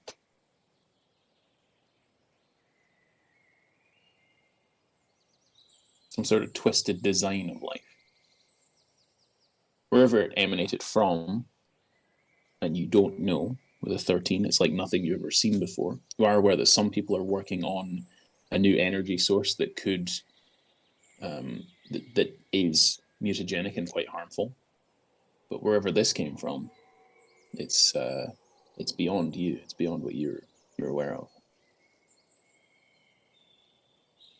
It's definitely not from this time or this place, I'll say, since you're a chronomancy wizard. Guys, I just want to point this out. This feels like a, more of a send the barbarians in kind of thing. It doesn't seem like a let us go take a look, see if we can find stuff kind of vibe. Not with that Lilliput has attitude. died already, and now Mm. he has a fucked up arm. Yeah. I can replace, like, flopping the armor around. I can replace this. You're making me feel ill every time I look at you. I'll hide I hate under it. the poncho. Hide under the poncho. Oh my god, I really hope that comes into play later. Somebody's What's that under your poncho? I'm just pleased to see you. I mean, you With could, the big thumbs up. if you've got like their arm, you might be able to pretend that you're one of them and just like really mutated. Mutated, so far into a gnome. yeah. My what? Where are we going from here, guys? Don't know if it should be a The goblins' tracks look to lead through this marshiness towards the large rock in the center of the glen. But there is no sign of goblins themselves. I mean, can anyone walk I'm on just water? saying. Like, we can leave. We did this as a research project. I'm just saying. I mean, we could, but I don't know. Something's telling me that I want to look in there. Same. Well, and then. if we do find something, then it'll be our names on it. You don't want a barbarian's name to be on the paper. No. How dare you tempt me with notoriety? Fine. And I'm going to pull up my robe to my knees. All the way up to the Go knees. on then. Showing a bit of ankle. Go on. I have curly shoes. Promise to prestidigitate you clean. You've curly shoes. Yeah, shoes that are curls. I'll tell you what. Roll me a dexterity check from yourself, and we'll see. Just for you, TR, because it seems like these guys are fine, moving their way through, getting some smuts on their boots. Yep, checks out. First step: lose a shoe. Now, the first step, you pick a direction and you put your foot firmly where the goblin's boot print is, and you press down and you think, yes, this is it. This is the path. And you take the next step directly on top of the goblin's foot, and it sinks in. Your foot sinks into about mid calf, and then you look towards camera. And it's like, yeah, you squelch out, take the next step forward, and it feels like quicksand now. It's like you're going forward and going deeper. It doesn't feel good. You get to the end, and yes, you've lost one shoe, and Lilliput, you know in your heart of hearts how good magic is, how good prestidigitation is as a cantrip. This is beyond any cantrip. This will require... Fire. Yeah. It will require burning. There's nothing you can do for this garment. It will need to be replaced. Make it Can smell I nicer check at one least. thing? How? Can I check just one thing? Go for it. Did I lose my silk sock as well? That is up to you. I'm going to say no. It's funnier. I have one pink sock is left. I would say it's not pink anymore. I would say it's funnier if you've lost one shoe, but somehow also lost the sock on the other foot, but the shoe is still there. You've actually lost both shoes, and you realize, wait, why is my left foot in my right shoe? Magic. Magic. Fun. And Tig's just standing there, on the side of the bank. How far is this rock into the middle of the marsh? 200-300 foot. To 300 foot. It's a large clearing. Yeah. Yeah. Okay. It's like a 500 feet across. Right. It looks for all intents and purposes like a crater. Mm-hmm. I'm going to look you in the eyes, Tig, and say, if you dimension door over, I'm going to shank you the next time you're in the shower. I'm going to shank you, and then I'm going to use all of your bathroom products. I've not got that high level spells yet. I'm just saying, if you had it from some kind of nonsense, I will shank you. As soon as we get back to the dorms. Shanked. I mean, you'd have to catch me I first. will use your own toothbrush, I will sharpen it. And I will shank you. As I'm still holding my robes up over my knees.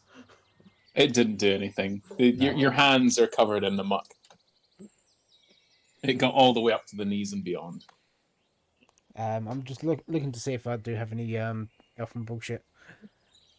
I mean, I've got one elfin bullshit to teleport, but only like 30 foot. Ah, yeah. Maybe save that for a rainy day. Yeah. Yeah. So, yeah, and Tig's just he's gonna have a look to see if there's like any. Is it like trees or anything going there, or is it just open marshland? It's pretty much the dead marshes basically. Okay. Yeah, Tig's just gonna look around, see if they can find any, like, just to see if there's like any other kind of pathway to get to the rock. Roll a perception check. Who knows? You might roll above a 17. No. Nah, just the way the goblins have gone, and now the doctor, Join me in the dirt. Mm-hmm. who has actually reached the sort of mini mountain in the middle, Mm-hmm. or is most of the way through there. Will reach it with that dexterity check eventually. Yeah, Tig's gonna start wading through, look back towards the bank at Lily and go, do you want to piggyback or? Not precious. Lilliput will just walk in the mud. He's fine with mud. Well, Yeah, depends on how deep it is. Yeah, if it goes up to I'm, my I'm, calf. I'm small, so I won't sink as much. It seems as you make your way, making your way. You were small Lilliput. before your massive arm. Mm-hmm. Yeah, Just it crawl seems yourself that along. as you make your way, it seems Like that fucking creatures. Nemesis. As you make your way, yeah. Actually, yeah, you'd be like that claw in the box from Toy Story 1. Yeah. Ooh. We find you a box. First thing we do. We're looking for the giant spider with the baby head. All right. Step 1, find a box. Step 2, find that hyena-looking box. thing that stole your coin. Step 3, profit. Yeah, you make your way through. You are light enough that you can stand on the top of the marshy area. It looks like these guys were just a little too heavy, which you realize this is probably how the goblins have kept it such a secret. No other creatures would be light enough to make it or want to make it this far into the marsh. I mean, I'm assuming Tig didn't sink in as much as Dr. Glippy. Yeah, but the doctor is slightly heavier and they went first. Yeah. If you overtook, you wouldn't sink in as deep. But the footprints are there and it's sort of undulating mass now. As you move past, you're welcome to grab a sample or two of the things. That's fine for you to have a look at later when you get back.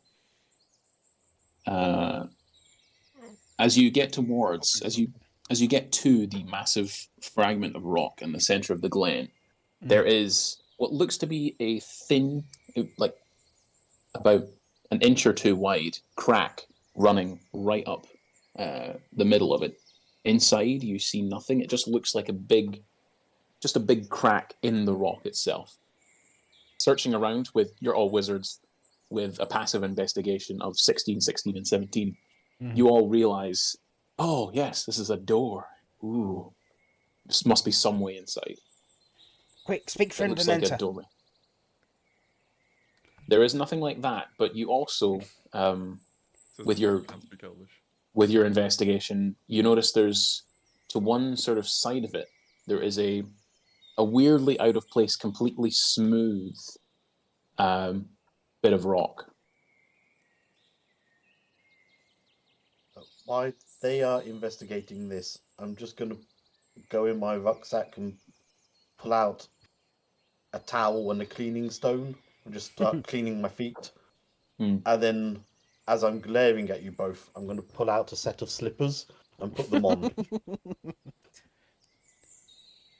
I want you to know you're making me wear my house slippers outside. I hate you. I hate you. You went I mean, first.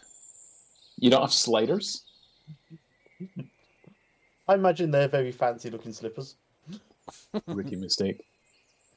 They're even fancier than the shoes and even more curly. Oh, yeah, they're for the inside. Of course they are. So you're stood at this bare face of rock with the crack running up the middle. There's a flat, quite shiny looking, almost polished bit of rock to one side of the crack.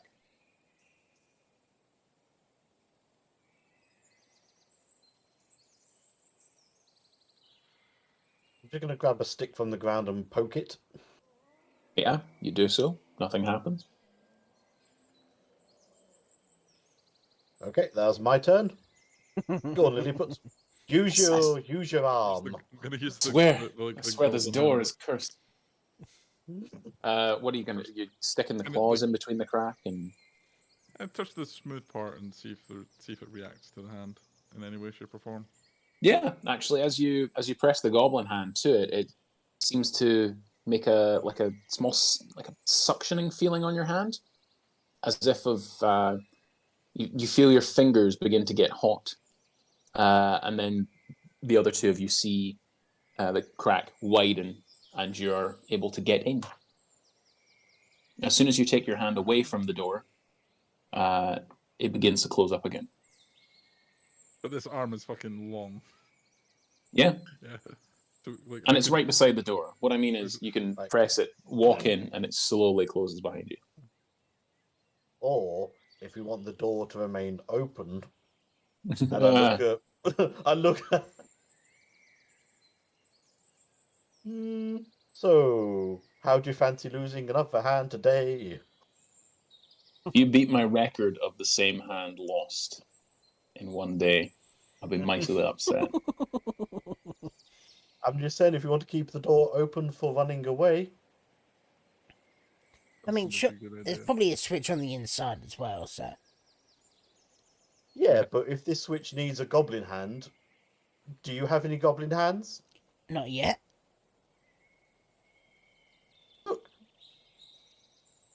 I this character so Lilliput well. was absolutely happy being a hands-free wizard. Why not? You still have one? I mean, technically, Lily's like half hands-free now.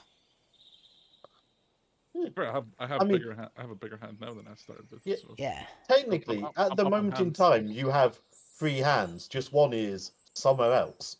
So I think that's being greedy. But Is there does a it have switch to on be the the inside entire as well? hand, or can it just be like a finger or something? Usually- Can we just give that a test? How many fingers does it take to open the door? It's a palm Full and finger. It's a full reader. palm thing. Yeah. Is it like the Spock? Is it middle like that? Like that? Shocker or What do you want from me, guys? It's a fucking panel. It's a hand It's panel. definitely the shocker. It's your classic movie heist getting into a place. This thing is gonna read my palm.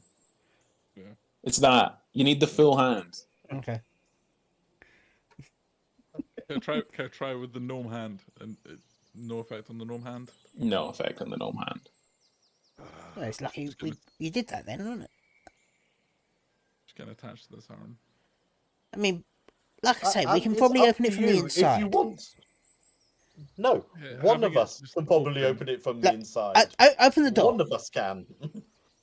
Open the door. I'm going to go in and just see if there's like a lever or something. Yeah, tell me. You tell me if there's a lever or a switch on the inside or something. Okay. If not, you can chop it off where gnome becomes goblin. So yeah, if you open the door, Tig's gonna go in. It looks like it just opens magically from the inside, but to get in, it requires the hand panel. To get out, it won't. It doesn't require anything. See, you How can keep the certain arm. is Tig of this? Well, when you do take it, the hand off. yeah, the door closes, Thank you. and all you Oh hear wait, they have the arm. all you hear is More treasure for me! As a runoff. You shout this. Yeah. Okay, good to know. And that is how we lost Tig. And then he like just Yeah. like So the camera cuts. The camera cuts from this scene back into an inquiry committee. Yeah, the two of you are standing in front of a panel of 5 archmagi and saying, "And that is how we lost Tig. Very well. Like We are fine with this case of goblin hand events. to God. hold This- it. this- Hand to God. This is the truth. This version of events we accept." And that's our one shot. The death of Tig. No. Right. What are you really doing?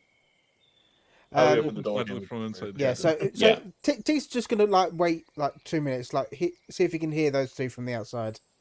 Mm-hmm. You don't. Once the door closes fully, you don't hear anything on the outside. Okay.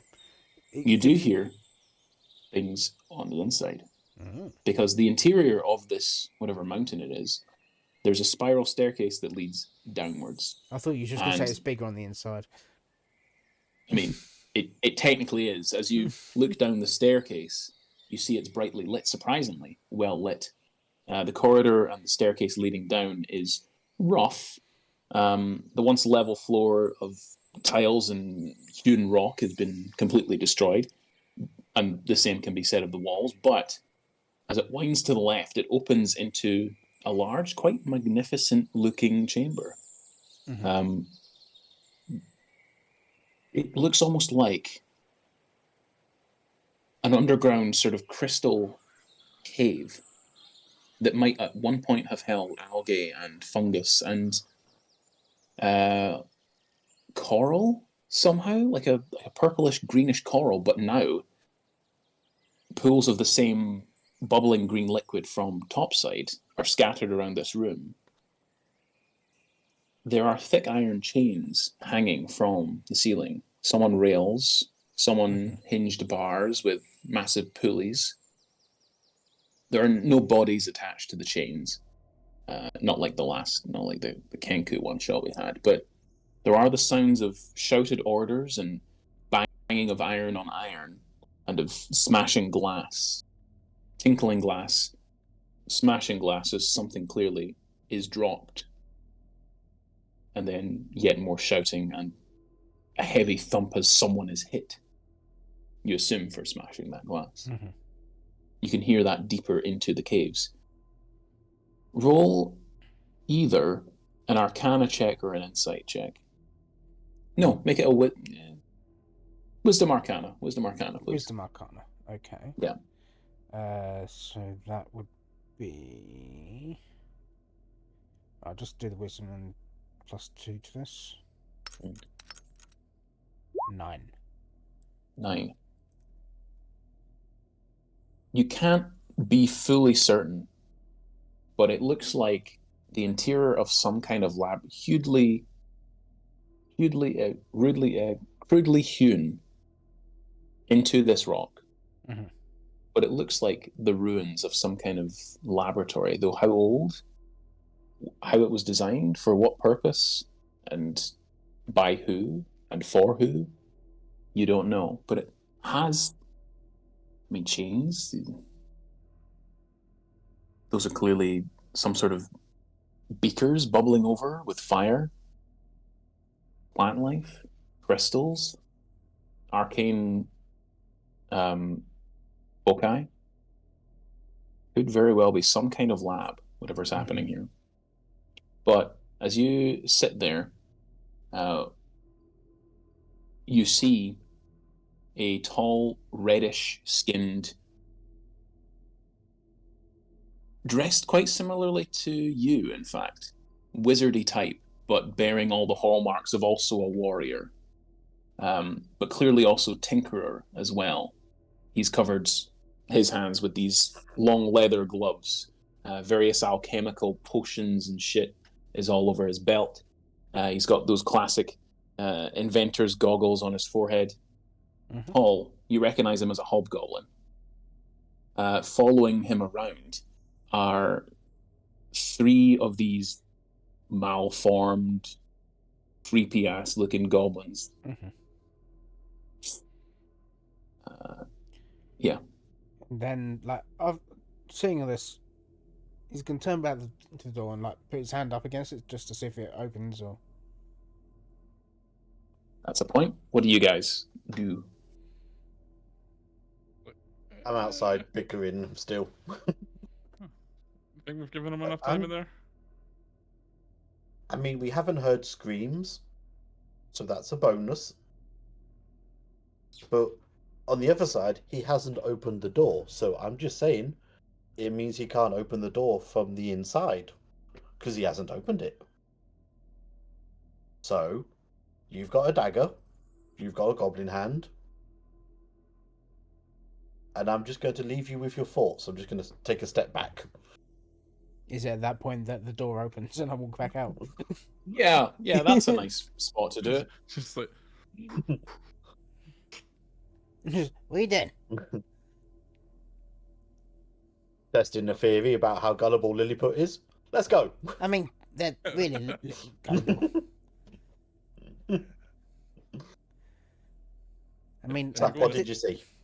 Well, come in and you see for yourself. And You see what I've described. Yeah. This hobgoblin, clearly the leader, is having his cronies essentially carry heavy equipment. He's moving something, looks like an old sort of Tesla coil machine almost, over to one corner. There's a large vat which is full of some sort of greenish liquid, and on the far wall here. And there's a shape inside this oozy mass. There are sort of rods, conductors, cables that are linked up to the different pools as well. The pools of this greenish chemical sludge. And it looks like they're about to begin some kind of experiment.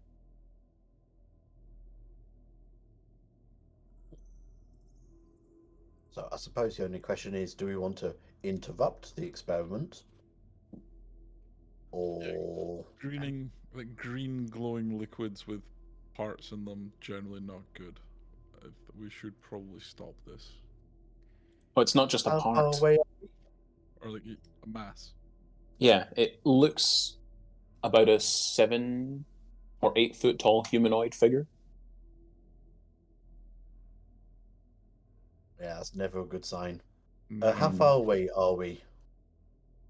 How big is it? You're within spellcasting range. You're within 60 feet. So, does everybody just want to have a go from up here?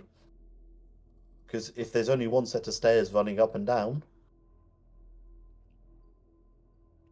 I mean, we can definitely start up here. Yeah. Makes sense. Funnel In them. Goblin, you hear shouting echoing down the corridor. I'm not going to say it all in some made-up language. But we'll just say that you can translate. Move that over there. No, not there. Over there, you dimwit. For fuck's sake.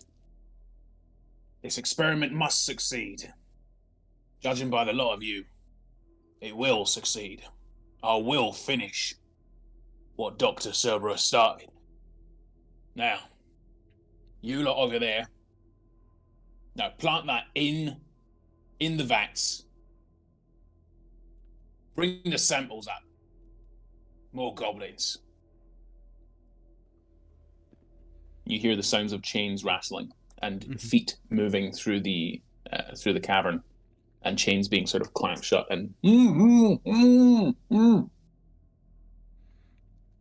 How far away did you say we were? 60 foot. You are about 10 foot up the staircase at this point, since you don't want to open out into the chamber itself. So 50 feet to the staircase, you're 10 foot up the staircase. Okay. The staircase itself goes 40 feet up to the entrance. So, everybody do a spell, and then try and live? You looking at me? Yeah. One arm, I am. Fair enough. If we've got line of You're- sight on yeah. them. Yeah, you're just gonna move in and attack. Mm-hmm. Yeah. Do we want That to is an discuss what option. we're doing before we, like, spell-wise, before we're going? Since we're wizards, we know. So I'm gonna lob a chromatic orb at them. I'm thinking sleep. I'm going to I mean, catapult one of the chains if to you- whip across. yeah, if you do the sleep afterwards, you've got more chance of Big Boss Guy to go down. So that's a rough diagram of what you're after. Yeah, gotcha. Okay. Okay. Oh, and you guys are over here. You guys.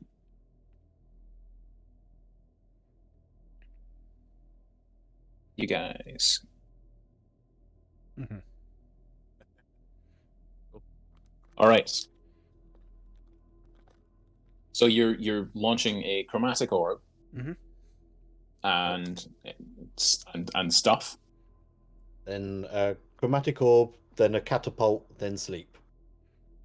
Chromatic orb, catapult, sleep. All on the main guy. I think so. All right. At this point, you've not been seen. We're pretty stealthy. I'll just get initiative order from you. Cool. Go right. 21 Double. for me. Oh, that's awful. I rolled a 1. So did I. I That mean, takes. that's the best I've rolled so far this game. I cannot see yours yet. Oh no, dude. Yeah, there it is. So we're definitely, like, bookending this fight with Mhm. us then. Yeah. Well, at least you know things will happen. He's there. That's happening there. Surprise rounds. Initiative count 20. The layer action. Okay. Read out your initiative scores. 21 for Tig. 21. 7 for Dr. Glucklich. 7 for the doctor. 4. And 4 4. for Lily, but For arms Lily. just drag me down, man. Mhm. It's too heavy. Yeah, that. I will say you have disadvantage on sleight of hand, unless the creature you're trying to pickpocket is 10 feet or more away from you. I'll allow that. I'll say that. I've got pickpocket at reach. Yeah. Gorag rolls. Range pickpocket. If I put a dagger in that hand, Just- It's a good reach though, like it should be going like this, like Yeah. Would that be classed as a pole arm? Yes. Goblin arm master. A new feat coming in D&D. Goblin Arm Master. You heard it here first, folks. Jeremy Crawford, if you're watching. So starting added off, into 1D&D. yeah. Starting off, Tig, it is your turn. So, yep, Tig is, like he said, he's going to lob a chromatic orb at them. Mm-hmm. And With advantage. with advantage, okay. Oh, you're hidden. You're surprising them. Do that at advantage then. And I'm going to do it as lightning damage. Okay. And I'm going to use my destiny... Oh, wait, that didn't go at advantage. Well, let me quickly roll that again. We'll use the 9 damage if it does hit. So that's a 21 to hit. 21 does hit. And you watch as the small... Actually, how do you manifest your powers? Is it you open a book? So he's going like that. He's got a staff. It's just like on his back. So he's... Yeah, he would hold his staff and like run his hand up the shaft of it. And like as he does that, the electrical energy like rubs off into his hand.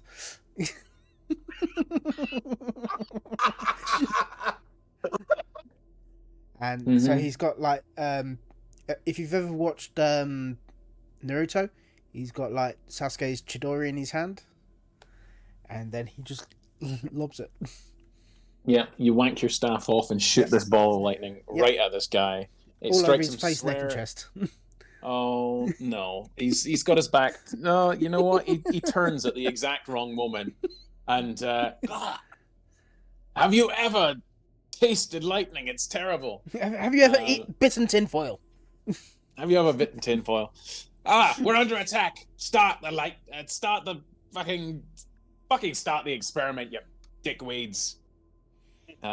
This is all in Goblin. And then You watch, however, as the lightning does seem to surround him and almost be channeled off into these gauntlets he has. Doesn't seem to be as effective. Crap. Yeah. Then Shit. gonna draw out short sword, and start running towards him. Perfect. He is surprised, but his lair does get to go. And I would So?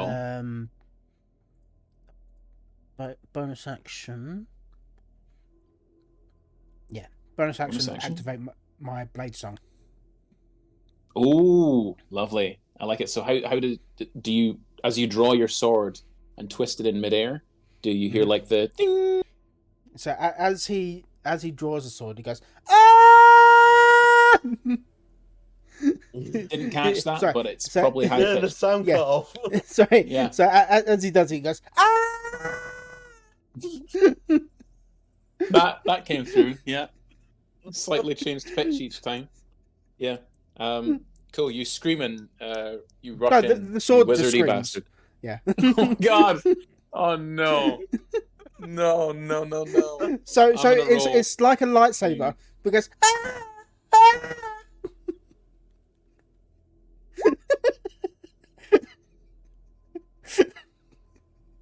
Ah!" He doesn't shit himself with fear. Rolling an 18 on the con save. Okay. His lair action.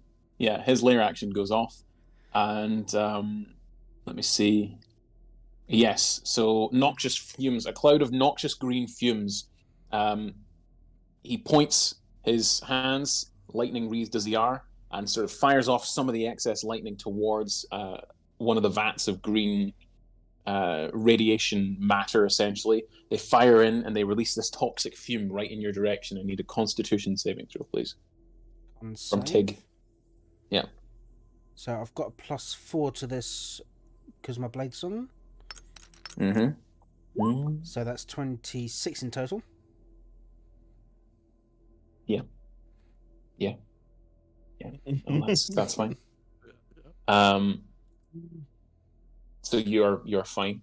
You'll need to make that if you end your turn there as well. I mean, This is a 10-foot wide area. It is heavily obscured, so you guys behind cannot see through it. So he was running straight towards the thing. So however far my 30-foot would get me close to him. He's 20 foot away from you. So you're just on the edge of this. So yeah, unfortunately, you guys can't see through it. You can see two of the goblins, though. One of the spider goblins on the wall, and with the four-armed goblin to one side. And they You can see can both of also them. hear my sword screaming. Yeah. Ah! It's like that meme, like a gif of the goat screaming. Yeah. He's surprised. The goblins are surprised. It's Dr. G. Right. Well, I bet you one of your annoying students calls you that, don't they? Hey, Dr. G, what's up? But they get Don't- experimented on. Don't ever call me that. Hey, what's the matter, Dr. G? You're in detention. That's what's the matter. Fuck off. It's the weekend. Has Tig and Lily learnt your first name yet, or do we just constantly call you Doctor? Also, Doctor, I've never told you my first name, Fair enough. and I never What will. was his first name? Anyway, Okay. Doctor. So, big 10-foot by 10-foot cloud in front of us, so we can't see through it. Yeah, So I'm unfortunately. going to do the only obvious thing, I'm going to run 20 foot up the wall. Because the slippers I put on were, hey, of they're my spider. slippers of spider climb. Nice. Very cool indeed. You crest above, you run up the outside of the outer staircase now, and you're looking down over the scene. So you're actually level with the spider goblin. You can see is now eye level with you. It catches your eye, slightly confused, as if to say, "You don't have 8 legs. What? I could have just been a normal goblin? No!" Has a panic attack. But you can see Goreg, So or Greg as he is to his friends. I'm going to have to do what I said I was going to do. So one of the chains that is nearby is just going to be catapulted towards poor Greg. Yeah, most of them are attached to the ceiling, but you can grab one off the ground. I'll say a loose link off the ground, and you run up the wall and ping it down. So is it a dex save from Greg? It is, yes. Dex save. He has a +2. 12? Nope. Takes 3d8, which doesn't seem to be rolling. So, cast. Oh, that is Oh, pitiful damage. sorry. He is a hobgoblin. He is going to use his saving face to add +3 to that because he has 3 allies within 20 feet of him. So he goes up to 15. But that's his. Oh, he has no reaction. Never mind. It hits him. Damn. It's only 6 damage because that is the pathetic. That's bludgeoning damage. Yeah, he takes all of that. Yeah. Oof, 3 die 8. Oh mate, I'm sorry. That's ridiculous. Damn. That's 8 below. If I've already cast a spell, I can't cast another spell unless it's a bonus action spell. Is It's cantrip is catapult a cantrip? No. First You level. can cast a bonus action cantrip then. Yeah. Do not have one of those, unfortunately. Yeah. I Sorry. think the only Okay. bonus action cantrip there is Shillelagh. I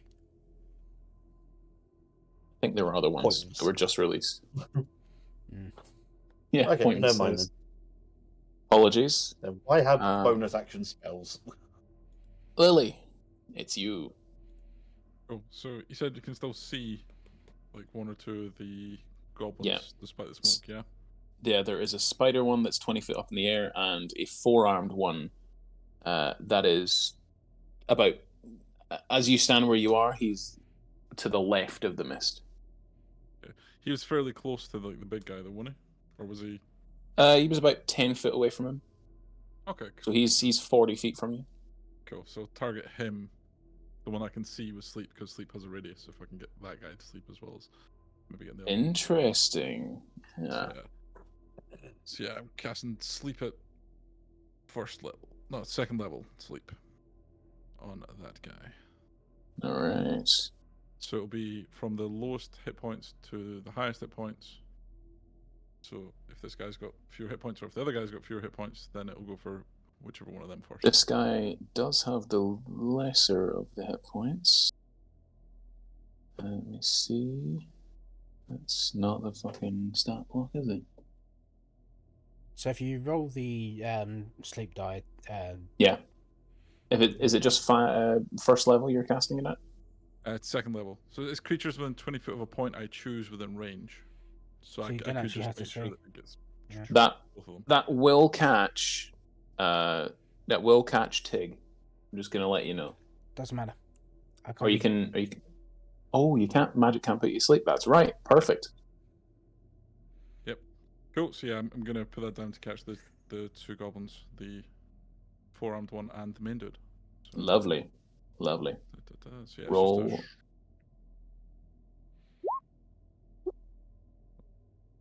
So it's 7 die 8 at this point.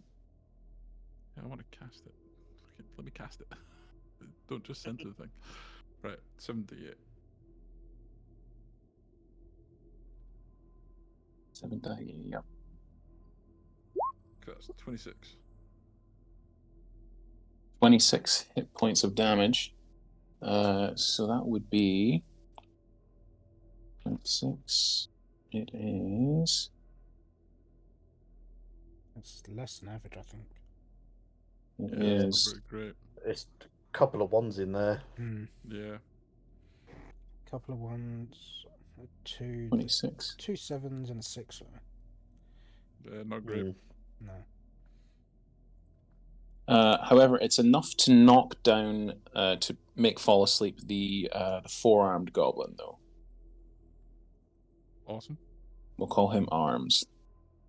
Cool. And we'll call the other one Spider. Legs. Fuck yeah, he has legs. And the other one does have lesions on his face, so we'll call him Face. So legs, arms, and face are the goblins. Face is called Face, ironically. Tig was checking out arse earlier. Yeah. Yeah, he was actually. Oh no, he was my favorite. He was thick. He was my thick boy. Oh, my favorite. Thick goblin booty. Oh, legs, arms, face, and thickness. Wonderful. So Arms is asleep. And I use my movement to run sort of off to the side. So that I'm not in straight line with Tig anymore. Alrighty. He is asleep. You're not in a straight line. Perfect. So Off to the left. that's the end of that round. Tig, it is you, as the mist that you're in begins to clear. Mm-hmm. Okay. So he has his. as I so I'm running up to Hobgoblin bloke, You're running. Yeah, you managed to get up to him. and I am going to Arms is asleep. He can't make his reaction. attack him, but I'm also going to be using Booming Blade. Yep. As you run up, you whack off your lightsaber again and twirl it and crack out. Yep. So as he swings down, it's just ah!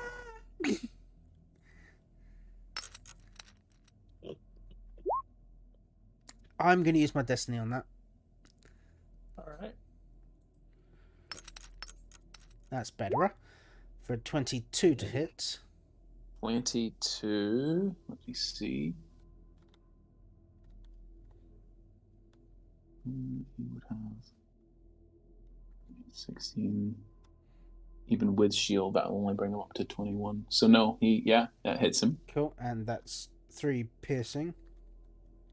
Mm-hmm. And if he moves, he would get a D8 thunder on him. So because of that, and I believe you said that he's already used his reaction.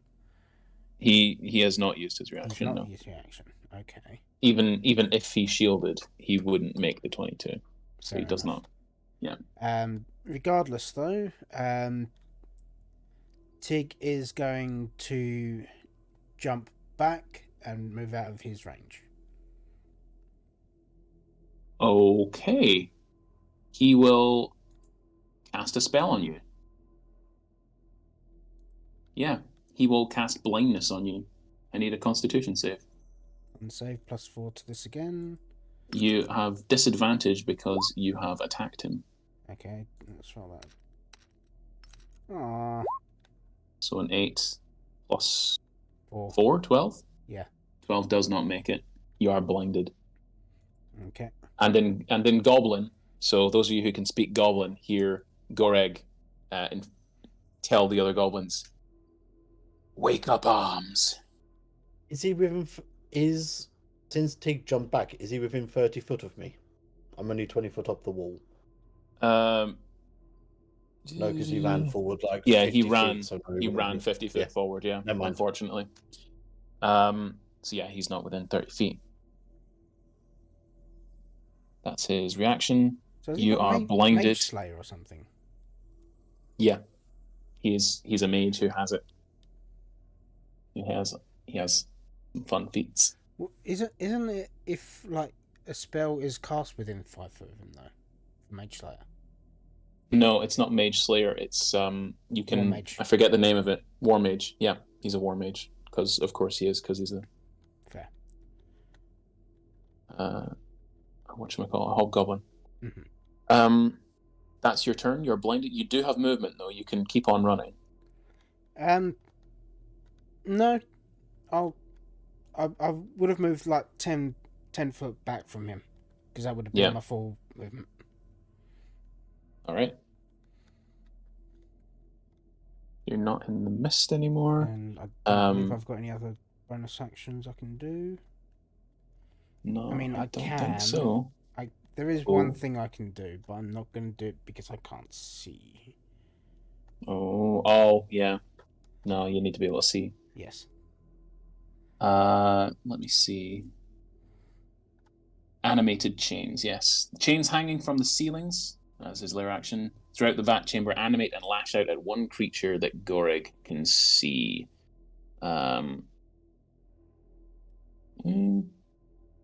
He's pretty confident that his goblins can kill you because you're blind. But that creature up on the wall there might prove to be some problems. So I'm going to need a dexterity saving throw. He's going to hit legs. Sorry, I've just reread Bladesong. I've misread that. It's +4 to con save to maintain concentration. To maintain concentration. That's fine. So the one that I did before, I think that was like 22. So that would have been fine. You succeeded. So yeah, just going forward, remember. Dr. Glucklich, I need a dexterity save from you, please. Okay. As these chains, one of the chain links that you've just... Anything you can do about that? Yeah, you know what? I'm going to chronal shift myself and I will try and take it again. Oh, fun. Yep. That's Nice. better. It lashes out at your sort of carbon, the smoke. You feel the chains bite into a different version, a past version of yourself. You feel yourself being wrapped up in these chains and dragged off the wall and onto the floor and into the mist. But no, you see another future and you leap towards that one. You steal its potential, and you're fine. That is his lair action. It's Gorig's turn now. Yes, he casts haste on... Oh, no. Would he get... No, he would cast it on arms. Yeah, he casts haste on arms. Isn't arms asleep? Arms is asleep, but at that point, legs wakes arms up. Because he has to use his action to wake him up. Legs wakes arms up, jumps off the wall, slaps him a couple times with his spidery legs. While face... You can't see face. That's a problem. Never mind. I will have face wake up arms. Legs is going to run along the wall towards TR. And... yeah. He's going to attack you 2 times. Very low AC. Enjoy. Well, the first one, he's just going to try and grapple you. So I need athletics or acrobatics.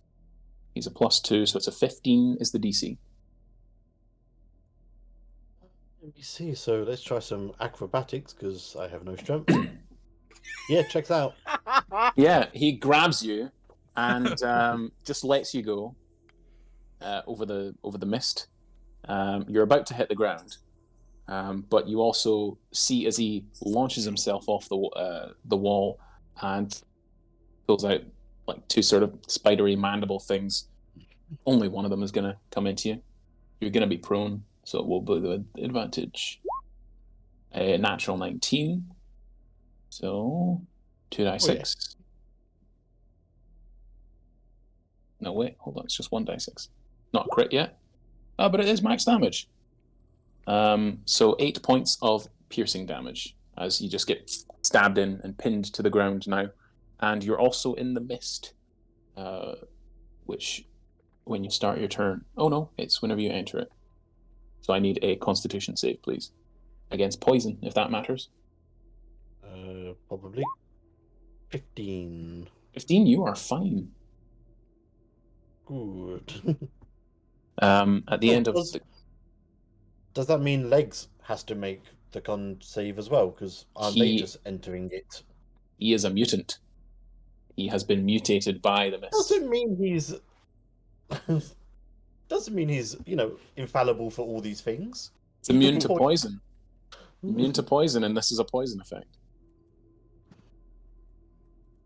He explodes if you kill him. These things explode when you kill them. Face woke up Arms. Arms is going to attack the blind creature 3 times.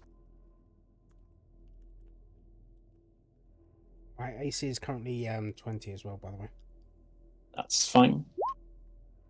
He rolls with advantage. So a 7 and a 17, 11 and 11, 7, 7. What's your AC? At the minute, 20. 20. So only 1 hit for 3 points of damage. He's also going to try and knock you prone with his 4th arm, with his shield arm. So an athletics or acrobatics check, please. DC 18. Probably should have done that before. So because my Blades on gives me advantage, because I'm blind, does that mean it's just a flat roll? On an athletics check? You said athletics or acrobatics. I don't think blindness grants you disadvantage. I'll check it, but I think it's just... Yeah, so blinded creatures can't see and automatically fails any ability check that requires sight. Attack rolls against me have advantage, and I have disadvantage on attacks. So but it's not perception. It doesn't require sight. So if it's not blind people can still wrestle. You might just be like wandering about. Yeah. Make it a. If you get advantage, yeah, take advantage. Fair enough. 10. Yeah, and he pushes you into the ground. At the end of the goblin's turn, at initiative count 10, the mist evaporates. Dr. G, it's you, boy. Gonna stop doing that. I am casting Dragon's Breath on myself, and then shooting up at Paw legs. I'm just going to go for the classic fire. Nice. I assume they're within 15 foot up. Yes, he's literally right on top of you. A dex save has advantage. A 15 succeeds. But does he take half? So you take six fire damage. You watch as the misty sort of vapor that seems to surround his essence alights as well, and he takes more damage than you were expecting. Good. Right. So He that streams was a bonus in... action spell. I think it's an action to breathe out, though, isn't it?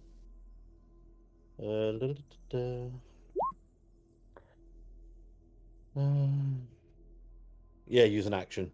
Yeah. Okay. So you cast it bonus action and then breathe out as an action, and then use it. Do you want to get back to your feet? He leaps backwards like 5 feet off you. Then yes, and I will try and make my way away from him. He will get an attack on you. Oh, then in that case, I will just stand up and take it like a blue boy. Take it like a good boy. All right. It is Lily. That fire damage is just there. Yeah, you picked up on that. You noticed that it seemed to have more of an effect on legs because of the mist that was surrounding his form. This mist that seems to come from these acidic-y, mutagenic pools seems to work almost like alchemist fire. It seems to react to heat. The evocation wizard's going to pick up on burn things. Absolutely. Cool. Can I get into a position where I'd be able to hit face, legs, and arms with the burning hands? And it doesn't matter about hitting the other two. Face, legs, and arms. Because they're all relatively close by. You can definitely get arms and legs, and your 2 party members would be in amongst that as well. But Face and Goreg are back towards the it almost looks like a back to tank looking thing, and there's cables and wires going in and out of it, channeling course. different mutagens. I'll go for hitting legs and arms then with the burning hands, and I'll sculpt it so that Tig and Dr. G aren't affected. Wonderful. And it's a dex save. Yep. He has advantage. He's just a flat roll. So they succeed and they don't. Roll your damage.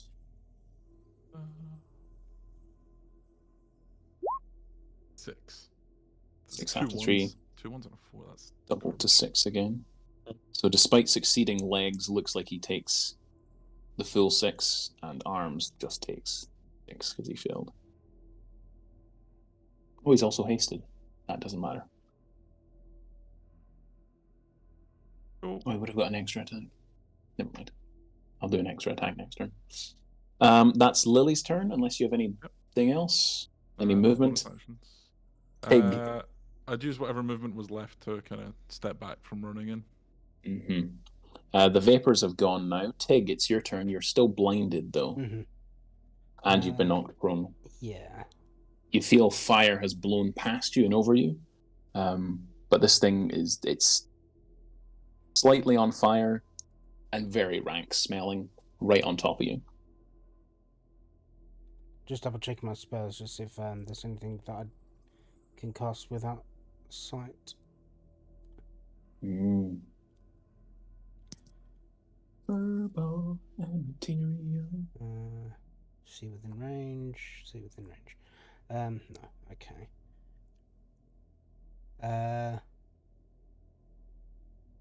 Yeah. So in that case, Tig's gonna stand up. Is he still being grappled by the arms, or? I think he just knocked you prone. Okay. Yeah. So he doesn't think that he heard any footsteps of this thing moving away from him. So it's reasonable to assume that it's within 5 feet. You would attack with disadvantage, though. That's fine. So he's gonna start swinging in the air where he thinks that it might be. Wonderful. He's gonna do a booming blade on this as well, because it would have worn off on Greg. He doesn't need to move. 10 to hit. 10 does not hit arms, I'm afraid. Okay. Since you did miss, he is going to use his reaction to make one shove attack. Okay. With advantage because you're blinded. 16? Nope. No, 17. Does that Nope. hit you?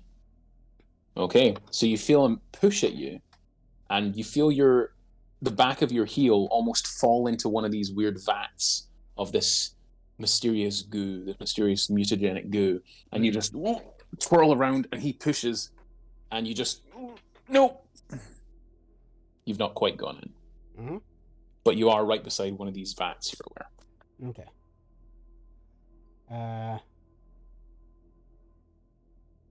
Don't believe there's anything else I can do. So he is gonna just still stand there because he can't see anything. He doesn't want to accidentally trip into a vat or move anywhere else. Yeah, absolutely. So yeah, that's me. Perfect. Lair action, it would be the next one. No, I hate that one. Can't use the same one twice in a row, but he can use noxious fumes again. So he balls up lightning, fires it at the nearest vat, and it coalesces around Tig again. I need another Constitution save. Can't save. No. You are poisoned, I'm afraid. Tig's just getting all the poison effects. It's because you're the big threat. So you're poisoned, you're blinded. You Big were threat. prone. Ran in Yeah. Yeah. The big threat is in the big threat right in front of them. It's Goreg's turn, and he and Face are going to move back towards the machine. They flick a few levers and punch a few numbers into the dials, and you hear sucking sounds as some of the vat's chemicals get pumped towards this this pod-looking glass tube. That's the first round that they have done that with the help action. He succeeds. That's Face's turn. That's Goreg's turn. And that's his action, yeah. He concentrates on haste. It is Arms next. As his action, he pulls a common healing potion from his belt, drinks it, regains 9 hit points. Puts him back up to there. As his hasted action, he's going to try and shove you into the vat again. So it makes the... Actually, sees your armor class is very high. Tries to grab you and fall in himself. So, athletics or acrobatics check. Ooh, 15 DC again. Oh! Does he just fall in? No, because he's not going to fall in after failing to grab you. You never know. He might do like the running, leaping thing, and like I just move out of the way and he just falls in. Yeah. As his bonus action, because he is still a goblin, he uses his nimble escape to move out of your combat range as a disengage. That's face, that's arms, legs is dotting about you, so he's just going to do 2 forearm impales. The D100, a natural 18 and a natural 20. So I think this. I am going to use my second chronal thing so that natural 20 doesn't exist. Do I re-roll it, or it just doesn't happen? You have to re-roll it because anything's better than another natural 20. Okay. 16. 16. I am going to cast shield. 16. Plus 2 to hit. Yeah, 16. I cast shield. It misses. Awesome. Oh no, I can't. No, I can't. Because you chrono triggered. Chronal thing. Yeah. All right. Oh, so it hits. So we'll just take the first 2 dice. So 8 plus 8, 9, 10 points of piercing damage, and they both hit. So you're not prone. And I'm looking very rough. Yes, indeed. That is all the gobs, though. It's Dr. G. Did he skitter away, or is he still there? Oh, bonus action. Yeah, he scares away. Up a wall. Why not? So I'm out of reaction range. You are at a reaction range. Okay, but is he within? I'm gonna move until I'm 15 foot, and he's gonna take another dragon's breath. Oops. Oh.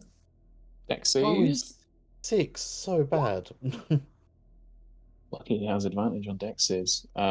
Nimbly dodges to the next nearest portion of chains. But still takes 6 points of damage. Yeah. Yeah. His health going down in multiples of 6. Oh, damn. He has exactly a fifth of his hit points. And then I'm going to move so I'm within 30 foot of Tig, I think. Yeah, this is only a 50-foot radius cavern. That's Dr. G. It's back to Lily, and then Tig's on deck for what could be the final round. Cool. Are the enemies grouped at all? The only group really is Face and Goreg, and they are 80 feet away from you.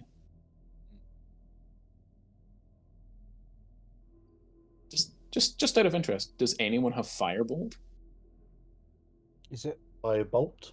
Yeah. no? No, First time ever. Okay. How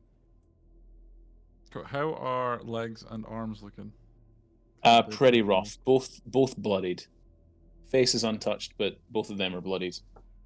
Okay. I am gonna cast Scorching Ray.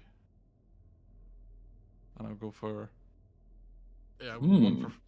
one for legs, one for arms, one for Greg.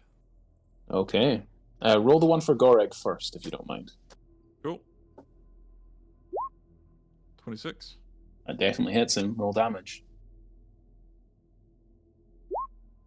That's 7 fire damage. Okay. And you watch, in fact, as he gets hit in the back of the neck, and no!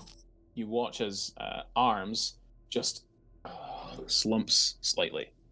As a wave of lethargy spreads over him. He's lost concentration on haste.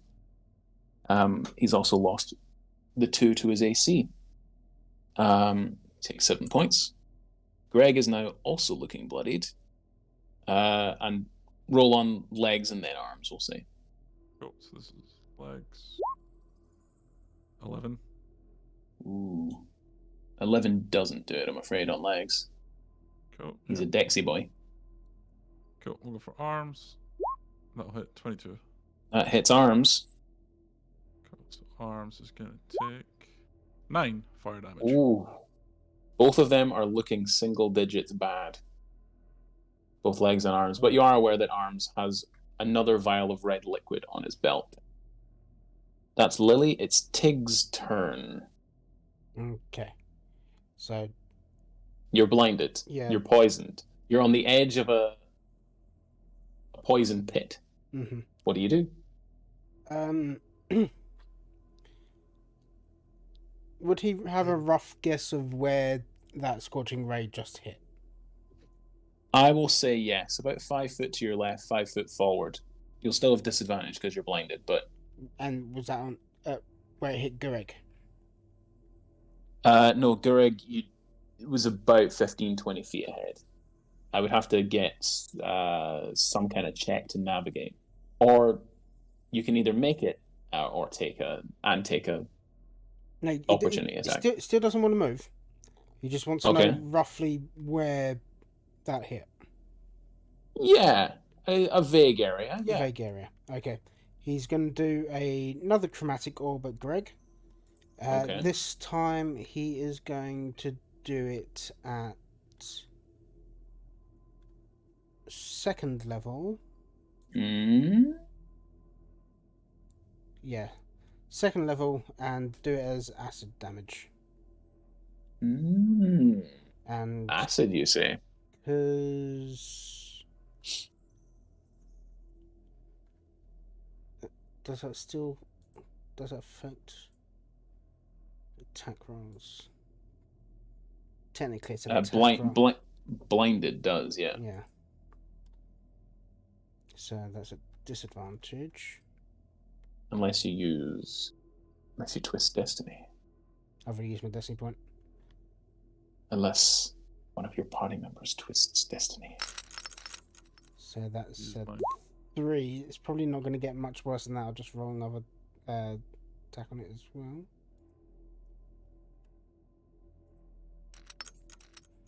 Yeah, 3 for the 9. It's going to miss. Unfortunately, it just skitters wide and impacts against the wall. But roll your destiny. I'll use my destiny to make you re-roll it. All right, roll it one more time.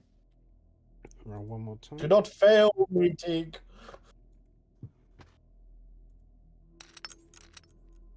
You do chromatic orb if you're still blinded.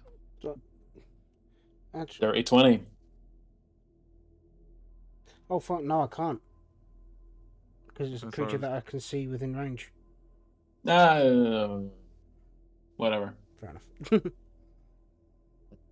I don't care. You know the general direction, and you roll with disadvantage. Yeah. I would say that's disadvantage enough. And rule of cool, it hits him in the back for a 20 to hit. He needs to use his reaction to make a thing, so he cannot shield it. Roll, what damage did you do? 6 damage? 6 acid, yeah. Now, technically, it's a new roll, so Do you want me to reroll yeah, damage? yeah, re-roll the damage because the 9 and 21 me 20 points. Okay, Wait, what? he is looking. Jesus, that's a lot of damage on that one. Yeah, holy shit. Hello. How did I roll? You rolled piss poor, the other I one. was gonna say. Yeah, that was Yeah. really 1, bad. 1, 2, 2. 2 1s and 2 2s. You Christ. watch as this acid spreads over pretty much his entire back now, and he's looking damn fucking horrible. He does manage to catch some of it in his gauntlet, and he plows that into the machine itself. And yeah, on his turn, he continues on with his action to try and activate this machine. And you hear, "No, for science, I must unlock the secrets of this device. I must." In Goblin, which, like, some of you are too busy fleeing for your lives. He orders Face to get you, though, and Face turns towards you, and thing happens with Face, doesn't it? He unhinges his jaw, and I'm going to get. Yeah, you know what, Ben? Roll. You can roll me the d4. Okay. No, actually, hold on. It's not. Where's it go?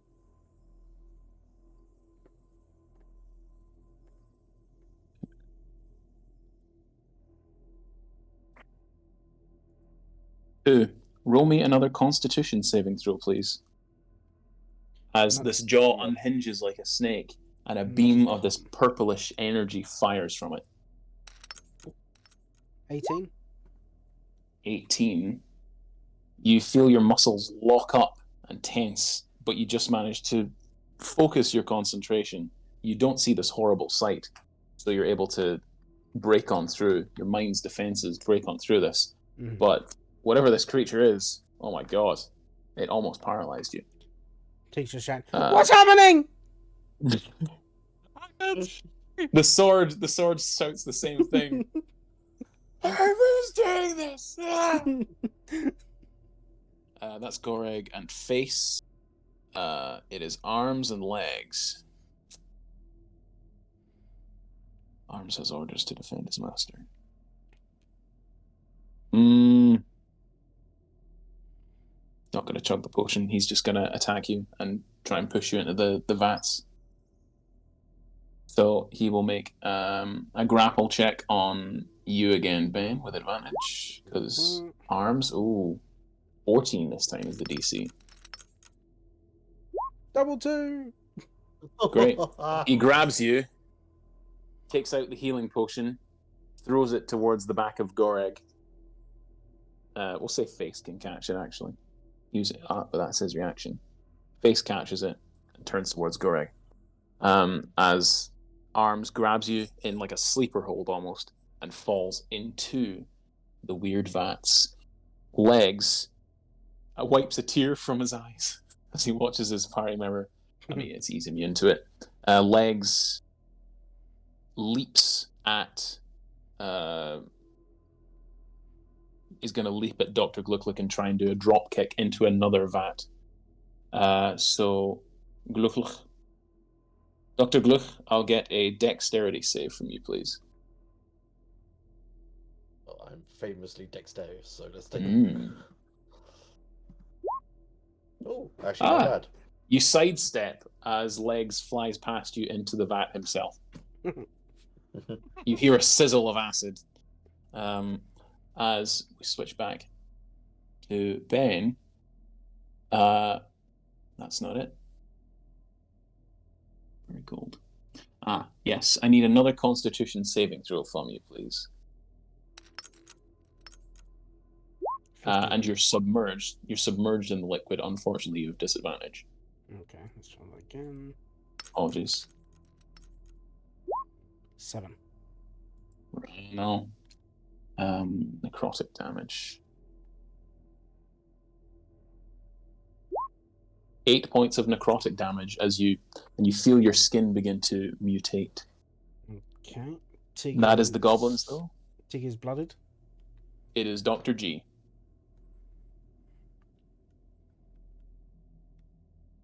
Oh. Okay. Is Legs still inside the vat? Right. I'm going to leave him inside the vat then. I'm going to make my way up to within 15 foot of Greg and Jorholio and fire blast them as well. So deck saves for both. Oh, slightly better damage for once.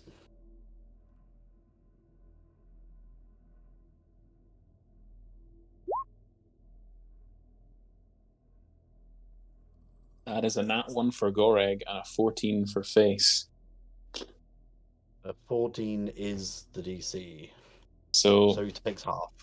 Face dodges out of the way. Goreg just looks over his shoulder as the fire consumes him. How do you want to do this? As he mutters his death throes, "No, this cannot be. I must unlock the secrets of this device." I'm going to be blasting out fire and scream, "Your research papers will be under my name." As I burn him from the No! back. At least cite me as a source! Ah! We'll put you on You'll the only honorable be found on mentions. Wikipedia. As a footnote. Worst fate of all! This has become an even nerdier session than usual. Shit. I love it. You'll be on Wikipedia as a broken link. Oh no. Poor Greg. Harsh. Very harsh. As Greg dies, both the goblins' face eats his own face. It would be his turn. It's Lily's turn now. Greg's dead. He takes 6 points of damage. Did Face look like he took extra damage because of the fire as well, or? No, he only took half because he succeeded. Fair enough. Yeah, So, but the others only took more Legs, damage for yeah. fire, so It was only Legs that only took Legs more. is susceptible. Yeah. Okay. So we've got Tiggs in the vat with arms. Legs drop kicked himself into another vat. Mm-hmm. Yep. Face is still up. Face is still up, and he's right by the machine, and he's looking desperately at it. Cool. Can I run towards him then and just add to the flame burning hands him and the machine? Yeah, you can. Awesome. Yeah, give me a deck save. None of you are within 5 feet from him, are you? No, it would have been 15 foot. I mean, A acid. 12. A 12 for the deck save. Fails. Okay. He takes. It's just 5 fire damage though. The machine does also take 5 fire damage, and you watch as the oozing sort of chemical within this. It's almost like a stand-up crystal sarcophagus. Now you're up close to it. Begins to bubble. That is Lily. Boiling It is acid. Tig. It is Tig. Okay. You are in the vat. Mm-hmm. Is arms still gripping me or have loosened? You're still grappled. Still grappled. Yeah. Still blinded. He's not because Goreg has died. Cool. So you wake up. Your sight comes back. You open your eyes. Ah! Oh my god! It's like opening your eyes in a heavily chlorinated pool. Yes. It is terrible. And you just took necrotic damage, so you know Yeah. that's conjunctivitis. Yeah. And bonus When- because is the acid like clear or is it murky? It is it's a murky-ish green for the purposes of getting out and misty stepping, because you're spending resources. You can see just beyond it. Mm-hmm. Cool. So Yeah. I'm not going to misty step, but I'm going to face step. Ah. What happens when you leave? Spring doesn't things happen? If I want it to, The spring is I could touch a winning creature and that would teleport instead of me. Ah, right, okay. But no, I'm just going to face step myself. Mm-hmm.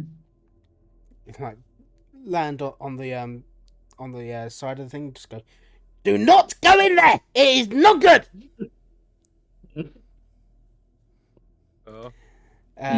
Is face still up? Face is still up, yeah. Cool. Eyeing the machine's controls. Because that was a face step, it's not a spell. No. It is just a bonus action, so Yep. you can cast a spell if you like. I am gonna run up and actually no. I'm just gonna mind sliver him. Oh, okay. What is this? An intelligence save? Intelligence save. Okay. Doesn't. In fact, he has disadvantage on those. Yeah, 11. 3 psychic damage, doubled to 6. He's. Is there an additional effect with Mind Sliver? Remind me. Subtract D4 from your next save. Aha! From the next save. Before the end of my next turn. Okie dokie. Goreg, anything else? Any more movement? As you just surround this guy. It's just him and the lab equipment now. Yeah, I think we should just gang up and just be like, "What are you doing?" He looks frantically around. He sees legs try and get out of the vat, but his legs have been eaten by acid. Arms tries to get out. One arm makes it out, the rest of him melts. The arm is left on the edge. Thumb up. Is it the other arm? I was gonna say, no, are they both not. left arms? It's the same arm. It's the same side of arm. But you know, Can we they're have both a fate gone. check for that? No, No, because it's funny having two. It's All funny right, having you may two the roll a same. fate check. Roll fate. You want an 11 or above on this D20. Go on, Ellie. Ian? Oh, sorry. You want an 11 or above. Hey! There you go. It's the correct arm. You have a matching set now. As that's so he doesn't have Goreg, who automatically made the check, so he has to roll for it. And it's an intelligence check. Which he does not succeed. He pulls a lever, and you watch as it's clearly the wrong lever, as the machine begins to do that weird sort of hummy hiss thing of, oh shit, no, and he pulls the lever back and tries another one, and that's clearly made it worse, as he looks back at you, and then Goblin goes, as lightning arcs out of him, and I need a dexterity saving throw from everyone, please. He makes it with disadvantage. So he rolls a 4. I think he's probably dead. Oh, I'm probably dead. We're all probably dead. Who's within 10 feet of the machine? Who's within 10 feet of the guy, rather? Probably Tig. Yeah. So Tig, you definitely fail and take the full damage. Anyone who's 10 feet to 20 feet takes half. 20 feet to 30 feet takes half again. Be 10 to 20 because I got him with the burning hands. Okay, so you will both take half.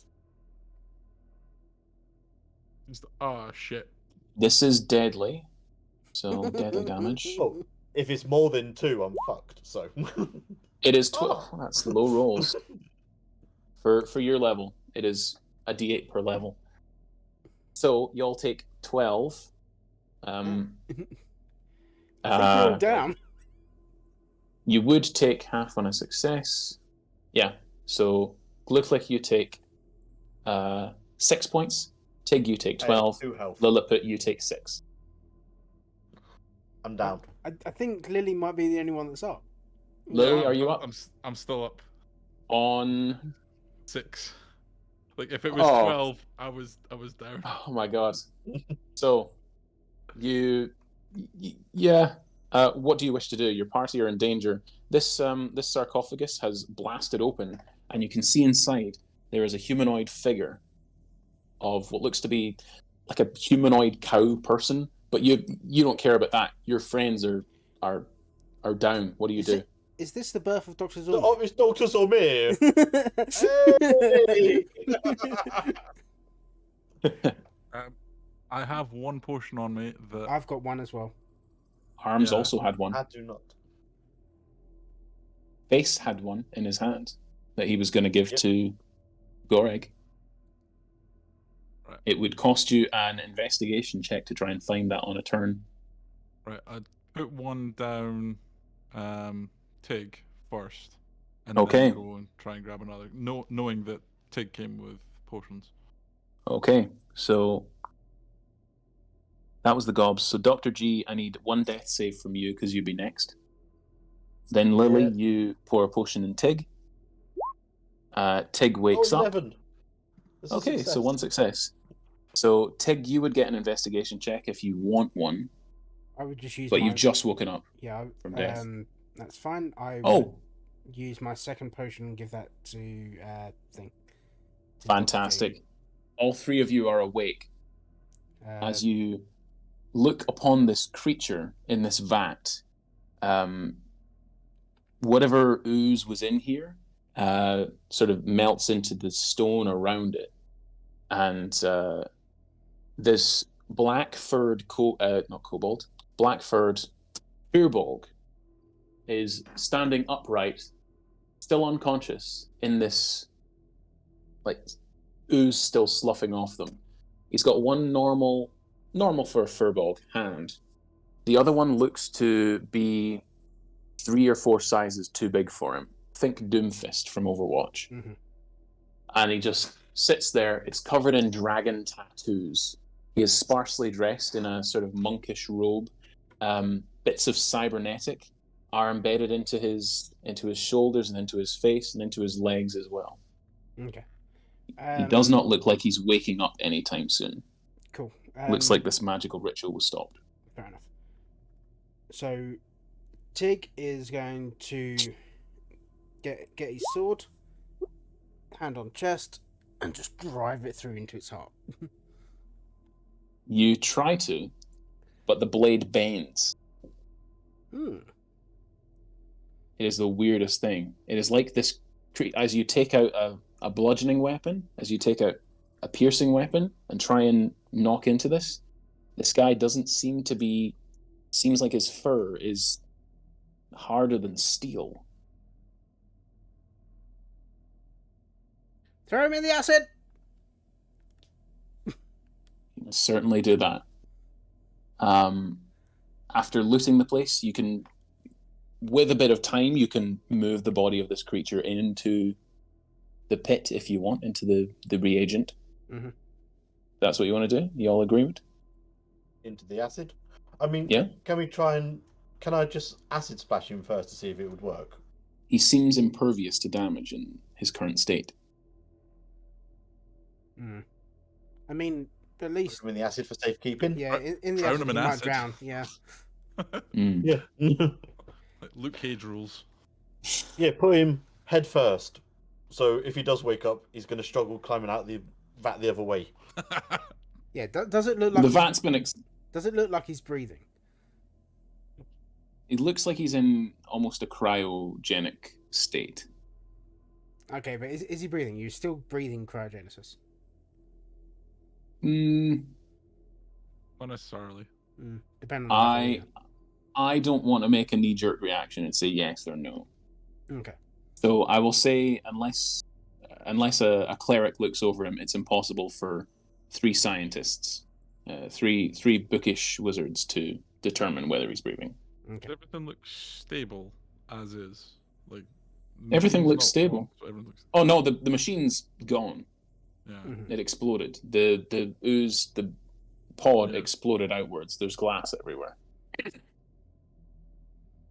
Might be worth leaving this as is and coming back with somebody that knows better. Yeah. We'll get one of the archmages to come have a look. Yeah. Yeah. Yeah. Um, Not the worst idea in the world, to be honest. you do find a Gorig's body was wrapped in arcane sigil body wraps, which function as a spellbook because they have sigils all written down them. You may take that quote-unquote spellbook. There's also a stone of good luck around his neck on a heavy iron chain, a couple of spell scrolls. As you grab the loot and grab all his notes of his experiments, you just want to head straight home, or do you want to head into the farm first, or just head straight back? I just want to take a minute just to cross off the names and write Dr. Glucklick on all of them.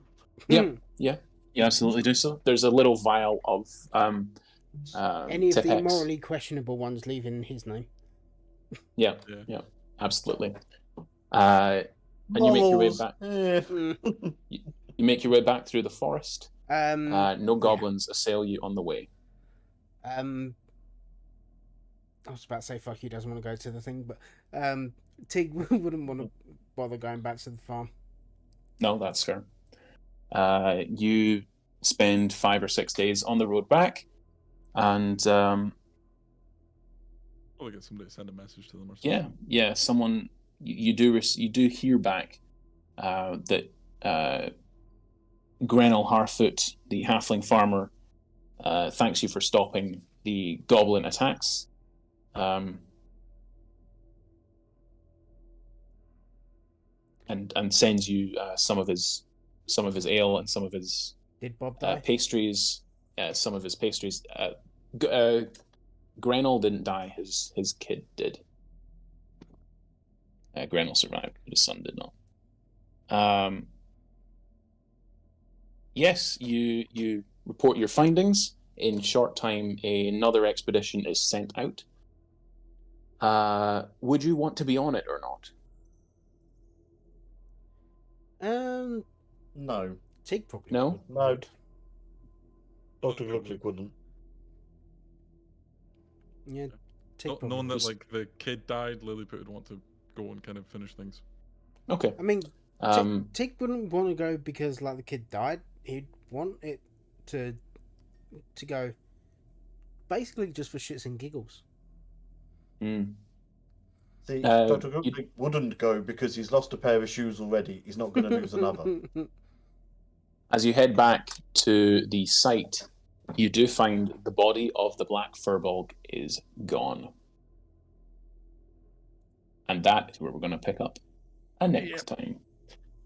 Thank you for playing. Thanks to the players. Yep, thank you. Thank you. We will maybe be back on Tuesday. I'm not certain if Chris has plans to do another DM reviews next week. I know we will be back with more of that series if you enjoyed it. Next Friday we'll be doing... Yeah, I'm not sure what they're actually doing on the time off. No. Next Friday, I think we're playing another one of these one-shots.